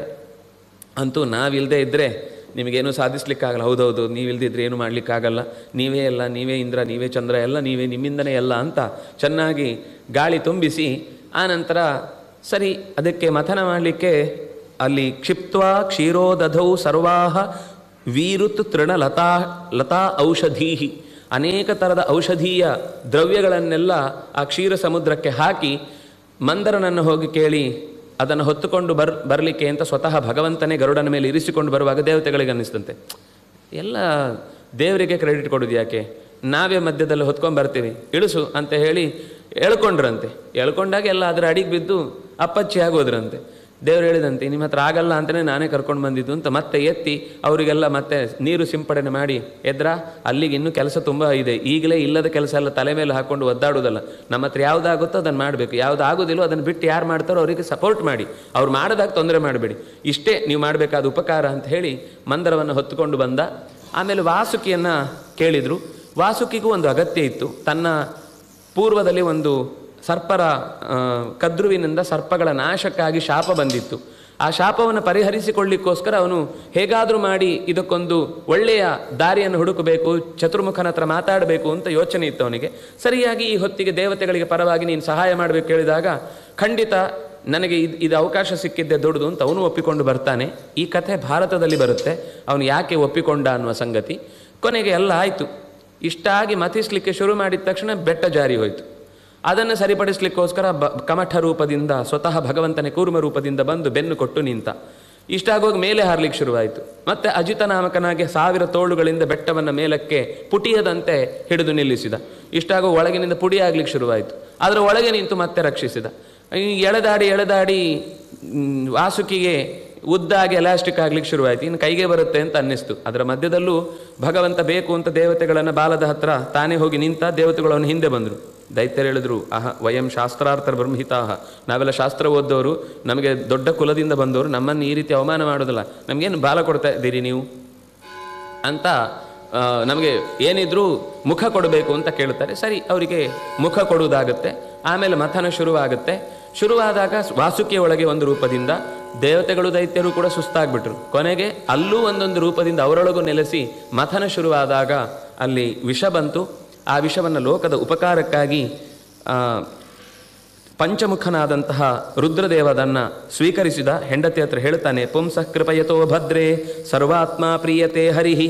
ಈ ಪ್ರಜೆಗಳಿಗೆ ಅನಾಹುತ ಆಗುವುದನ್ನು ತಪ್ಪಿಸ್ಲಿಕ್ಕೋಸ್ಕರ ನಾನು ಏನಾದರೂ ಈ ಕೆಲಸವನ್ನು ಮಾಡಿದರೆ ಹರಿಹಿ ಪ್ರಿಯತೆ, ನಾರಾಯಣ ಮೆಚ್ಚುತ್ತಾನೆ, ಅದಕ್ಕೋಸ್ಕರ ನಾನು ಈ ಕಾರ್ಯವನ್ನು ಮಾಡ್ತೇನೆ. ಅಷ್ಟೇ ಅಲ್ಲ, ಅದನ್ನು ಪ್ರೀತೆ ಹರೋ ಭಗವತಿ ಪ್ರಿಯೇಹಂ ಸಚರಾಚರ. ಅವನು ಪ್ರೀತನಾದರೆ ನನಗೆ ತೃಪ್ತಿ.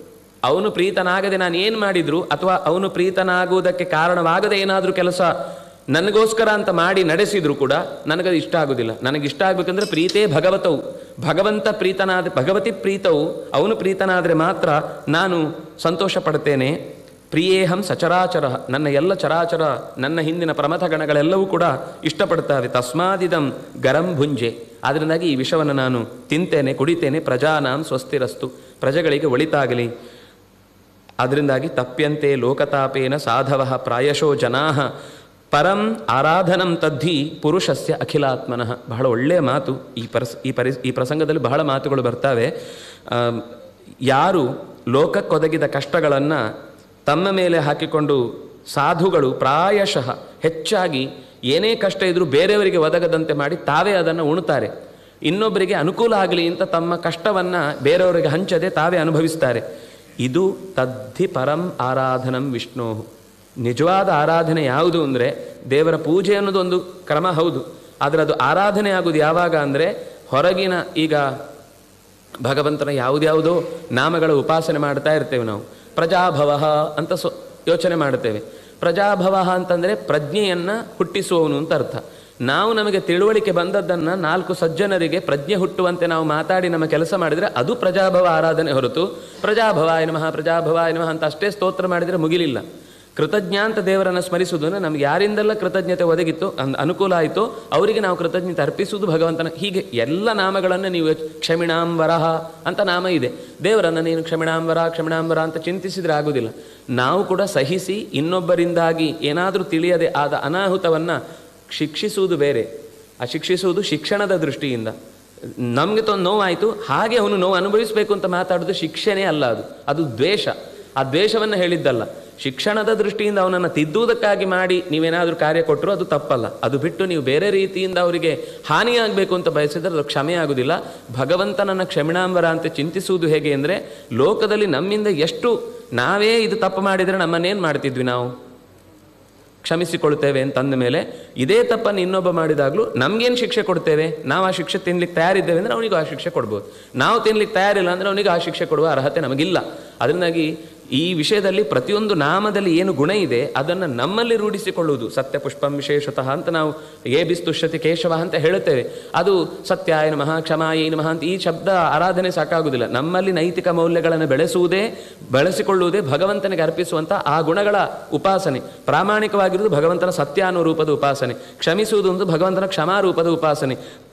ಒಳ್ಳೆಯ ವಿಷಯಗಳನ್ನು ಯೋಚಿಸುವುದು ಅನ್ನೋದು ಭಗವಂತನ ತಪಸ್ಸು ಅನುರೂಪದ ಉಪಾಸನೆ. ಹೀಗೆ ಪ್ರತಿಯೊಂದು ರೂಪವೂ ಕೂಡ ತಸ್ಯಾರಾಧನಂ ವಿಷ್ಣು ತಮೇವ ತದ್ಧಿ ಆರಾಧನಂ, ಅದೇ ನಿಜವಾದ ಆರಾಧನೆ ಅಂತ. ಹೀಗೆ ಆ ಪುರುಷಸ್ಯ ಅಖಿಲಾತ್ಮನಃ, ಯಾಕೆಂದರೆ ಅವನನ್ನು ಆರಾಧಿಸಿದರೆ ಎಲ್ಲವನ್ನು ಆರಾಧಿಸಿದ ಹಾಗೆ ಅಂತ ಈ ರೀತಿ ಮಾತು ಬರುತ್ತೆ. ಆಮೇಲೆ ಅಲ್ಲಿ ಕಾಮಧೇನು ಕಲ್ಪವೃಕ್ಷ ಇತ್ಯಾದಿಗಳೆಲ್ಲವೂ ಹುಟ್ಟಿಕೊಳ್ಳುತ್ತವೆ. ಅಲ್ಲಿ ಲಕ್ಷ್ಮೀ ಬರ್ತಾಳೆ.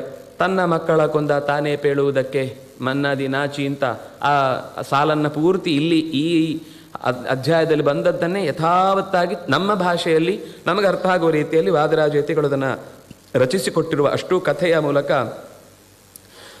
ನಾರಾಯಣನನ್ನು ಸಮುದ್ರ ಜಾತೆ ವಿವಾಹವಾಗ್ತಾಳೆ.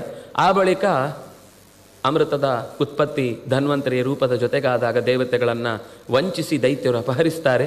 ಅಪಹರಿಸಿದಾಗ ಸ್ವತಃ ತಾನೇ ಮೋಹಿನಿಯ ರೂಪವನ್ನು ತಾಳಿ ಅವರೇ ಮೋಹಿನಿಯ ಕೈ ಕೊಟ್ಟು ನೀನು ಬಡಿಸಿದ್ರೇ ರುಚಿಯಾಗೋದು ನಮಗೆ, ಯಾಕೆಂದರೆ ಅವಳನ್ನು ಒಲಿಸ್ಕೊಳ್ಬೇಕಿದೆ, ಜೊತೆಗೆ ನಮಗೆ ಹಾಕಿಕೊಳ್ಳುವುದು ಅಮೃತ ಕುಡಿಯುವುದು ಕೂಡ ಅಷ್ಟೇ ಮುಖ್ಯ ಅನ್ನೋ ದೃಷ್ಟಿಯಿಂದ ಭಗವಂತ ಎಲ್ಲರಿಗೂ ಕೊಡ್ತೇನೆ, ನೀವು ನಾನು ಹೇಳಿದಾಗ ಕೇಳ್ತೀರಿ ಅಂದರೆ ಮಾತ್ರ ಹೇಳ್ತೇನೆ, ಇಲ್ಲಾಂದರೆ ನನ್ನನ್ನು ನಂಬುವುದಿಲ್ಲ ಅಂದರೆ ನೀವೇ ಬಡಿಸ್ಕೊಳ್ಳಿ ಅಂತ.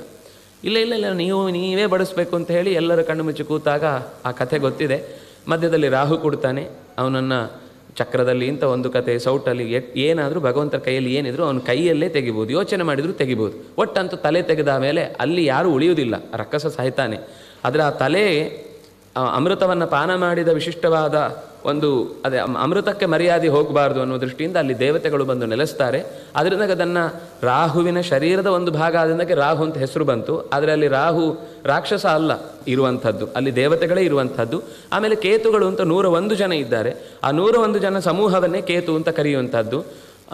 ಕೇತೂನ್ ಪ್ರಣಮಾಮ್ಯಹಂ ಅಂತಲೇ ಪ್ರಾರ್ಥನೆ ಮಾಡುವಾಗಲೂ ಬರುವಂಥದ್ದು. ಹಾಗೆ ಆ 2 ಗ್ರಹಗಳ ಗ್ರಹಣದ ಕಾಲದಲ್ಲಿ ವಿಶಿಷ್ಟವಾದ ಒಂದು ನಿರ್ಬಂಧವನ್ನು ಏರ್ಪಡಿಸಿ ಆ ಹೊತ್ತಿನಲ್ಲಿ ಯಾರಾದರೂ ಏನಾದರೂ ಬಹಳ ಶ್ರದ್ಧೆಯಿಂದ ಭಗವಂತನ ಆರಾಧನೆ, ಜಪ, ಅನುಷ್ಠಾನ, ಹೋಮ, ಪಾರಾಯಣ, ಪ್ರವಚನ ಏನು ನಡೆಸಿದ್ರೂ 1ಕ್ಕೆ 1000 ಪಟ್ಟು ಫಲವಾಗುವ ವಿಶಿಷ್ಟವಾದ ಗತಿಯನ್ನು ಒದಗಿಸಿ ನಂತರ ದೇವತೆಗಳಿಗೆ ಅಮೃತದ ಪಾನವನ್ನು ಮಾಡಿಸಿದ ನಂತರ ಭಗವಂತ ಮರಳಿ ಹೊರಡುತ್ತಾನೆ. ಆಗ ದೇವತೆಗಳ ಮೇಲೆ ಮತ್ತೆ ದೈತ್ಯರ ದಾಳಿಯಾಗುತ್ತೆ.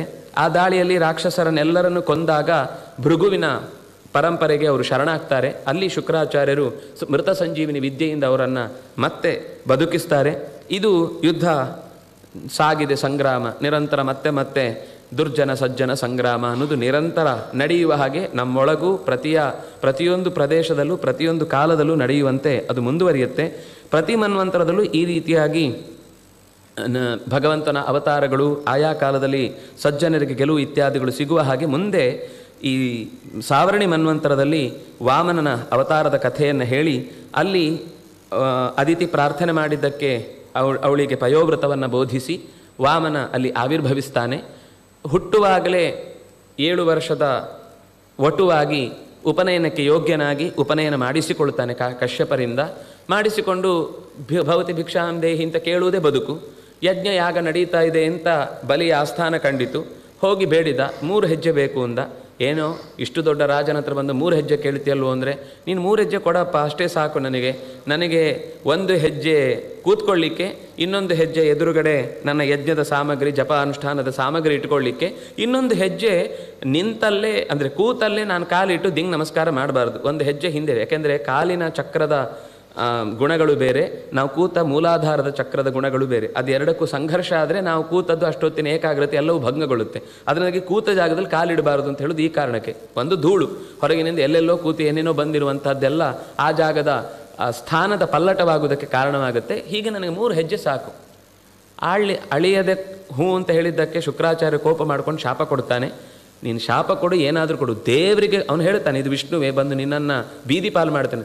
ದೇವರಿಗೆ ಕೊಟ್ಟು ಬೀದಿ ಪಾಲಾದೆ ಅಂತಂದರೆ ಅದು ದೇವ್ರ ಮರ್ಯಾದೆ ಹೋಗೋದು, ನನ್ನ ಮರ್ಯಾದೆ ಹೋಗೋದಲ್ಲ. ಅದರಿಂದ ನೀನು ಏನು ಕೊಟ್ಟರೂ ಸರಿ, ಅವನಿಗೆ ಕೊಟ್ಟದ್ರಿಂದ ಅನಾಹುತ ಆಗುತ್ತೆ ಅಂತಾದರೆ ನಾನು ಅದನ್ನು ಅನುಭವಿಸಲಿಕ್ಕೆ ಸಿದ್ಧ. ಸತ್ಯವನ್ನಂತೂ ಬಿಡುವುದಿಲ್ಲ.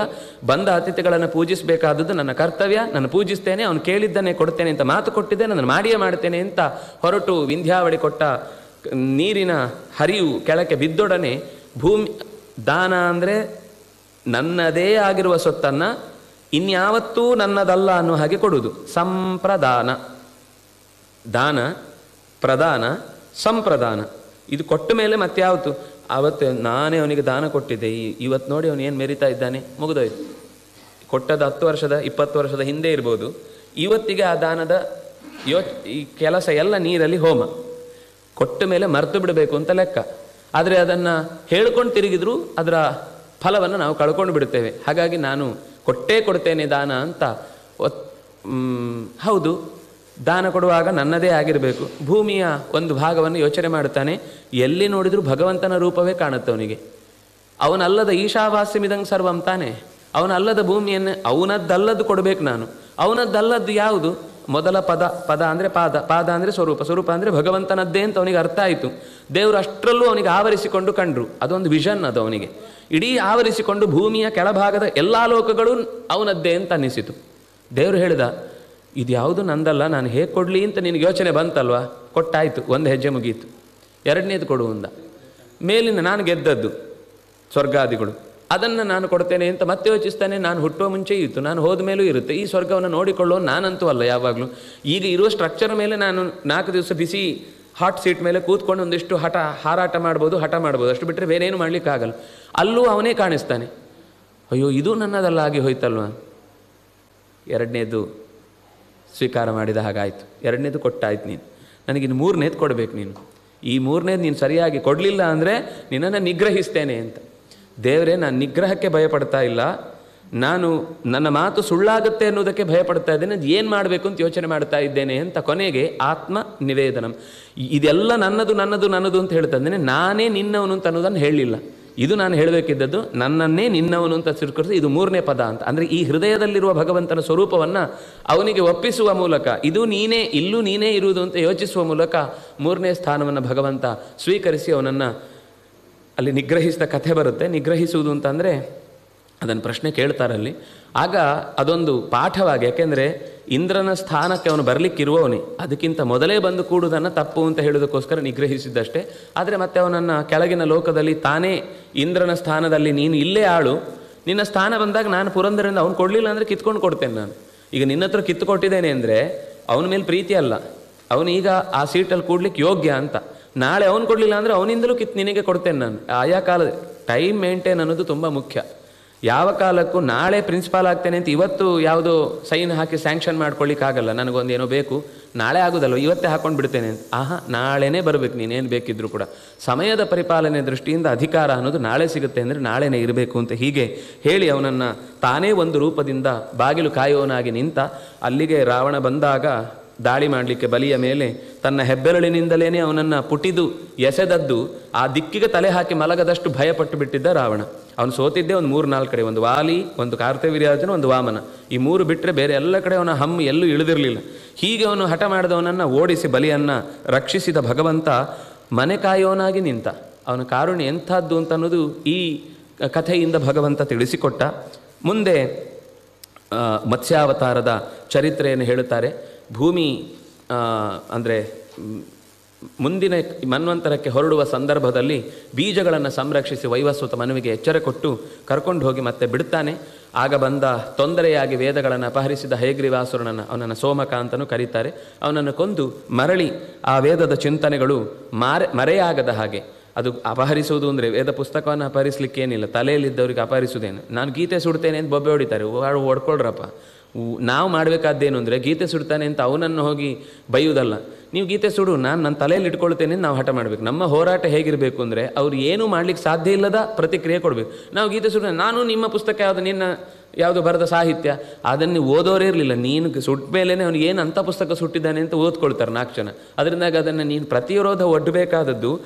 ನಾವು ಯಾವುದನ್ನು ಕಳ್ಕೊಳ್ತಾ ಇದೆಯೋ ಅದನ್ನು ಉಳಿಸ್ಕೊಳ್ಳುವ ಪ್ರಯತ್ನ ಮಾಡಬೇಕಾದದ್ದು. ಹಾಗೆಯೇ ವೇದದ ಪುಸ್ತಕಗಳನ್ನು ಅವನು ಎಳ್ಕೊಂಡು ಹೋಗಿದ್ದಲ್ಲ, ಆ ಅಭಿಮಾನಿಗಳು ಬೌದ್ಧಿಕವಾಗಿ ಮನುಷ್ಯರಲ್ಲಿ ಲುಪ್ತರಾಗುವಂತೆ, ಅಲ್ಲಿ ಸ್ಥಾನದಲ್ಲಿ ಕೂಡ್ಲಿಕ್ಕಾಗದ ಹಾಗೆ ಅಜ್ಞಾನದ ಪ್ರಭಾವ ಬೀರುವಂತೆ ಮಾಡಿದ್ದನ್ನು ಮತ್ತೆ ಮದಂ ಸ್ಯತಿ, ನಮ್ಮ ಮದವನ್ನು ಇಳಿಸಿ ಮತ್ತೆ ಆ ವೇದಾಭಿಮಾನಿ ದೇವತೆಗಳನ್ನು ಚಿತ್ತದಲ್ಲಿ ಕೂಡಿಸಿ ಚತುರ್ಮುಖನಲ್ಲಿ ವಾಪಸ್ಸು ಕೂಡಿಸಿ ಅದನ್ನು ಲೋಕದ ವ್ಯವಹಾರವನ್ನು, ಸಂವಿಧಾನವನ್ನು ಜಾರಿಗೆಗೊಳಿಸಿದ ಅನ್ನುವ ಮೂಲಕ ಆ ಕಥೆ ಮುಕ್ತಾಯ ಆಗುತ್ತೆ. ಮುಂದೆ ಈ ವೈವಸ್ವತ ಮನುವಿಗೆ ಸಂಬಂಧಪಟ್ಟ 10 ಮಕ್ಕಳ ಕಥೆಯಲ್ಲಿ ಇಕ್ಷ್ವಾಕು ಮೊದಲಾದವರು ಬಂದ್ರಲ್ವ, ಆ ಕಥೆಯ ಸಂಬಂಧದಿಂದ, ಯಾಕೆಂದರೆ ನಾವು ಇನ್ನು ಕೃಷ್ಣಾವತಾರಕ್ಕೆ ಬರಬೇಕು, ಅದಕ್ಕಿಂತ ಪೂರ್ವದಲ್ಲಿ ವಾಮನಾವತಾರ, ಪರಶುರಾಮಾವತಾರದ ಹಿನ್ನೆಲೆಯನ್ನು ನೋಡಲಿಕ್ಕಿದೆ. ಅದರ ಸಂಗತಿಯನ್ನು ಮತ್ತೆ ನಾಳೆಯ ಚಿಂತನೆಯಲ್ಲಿ ನೋಡೋಣ ಅಂತ ಹೇಳ್ತಾ, ಕಾಯೇನ ವಾಚಾ ಮನಸಾ ಇಂದ್ರಿಯೈರ್ವಾ ಬುದ್ಧಿಯ ಆತ್ಮನಾವ ಅನುಸೃತ ಸ್ವಭಾವ ಕರೋಮಿ ಯದ್ಯತ್ ಸಕಲಂ ಪರಸ್ಮೈ ನಾರಾಯಣಾಯಿತಿ ಸಮರ್ಪಯಾಮಿ. ಕೃಷ್ಣಾರ್ಪಣಮಸ್ತು.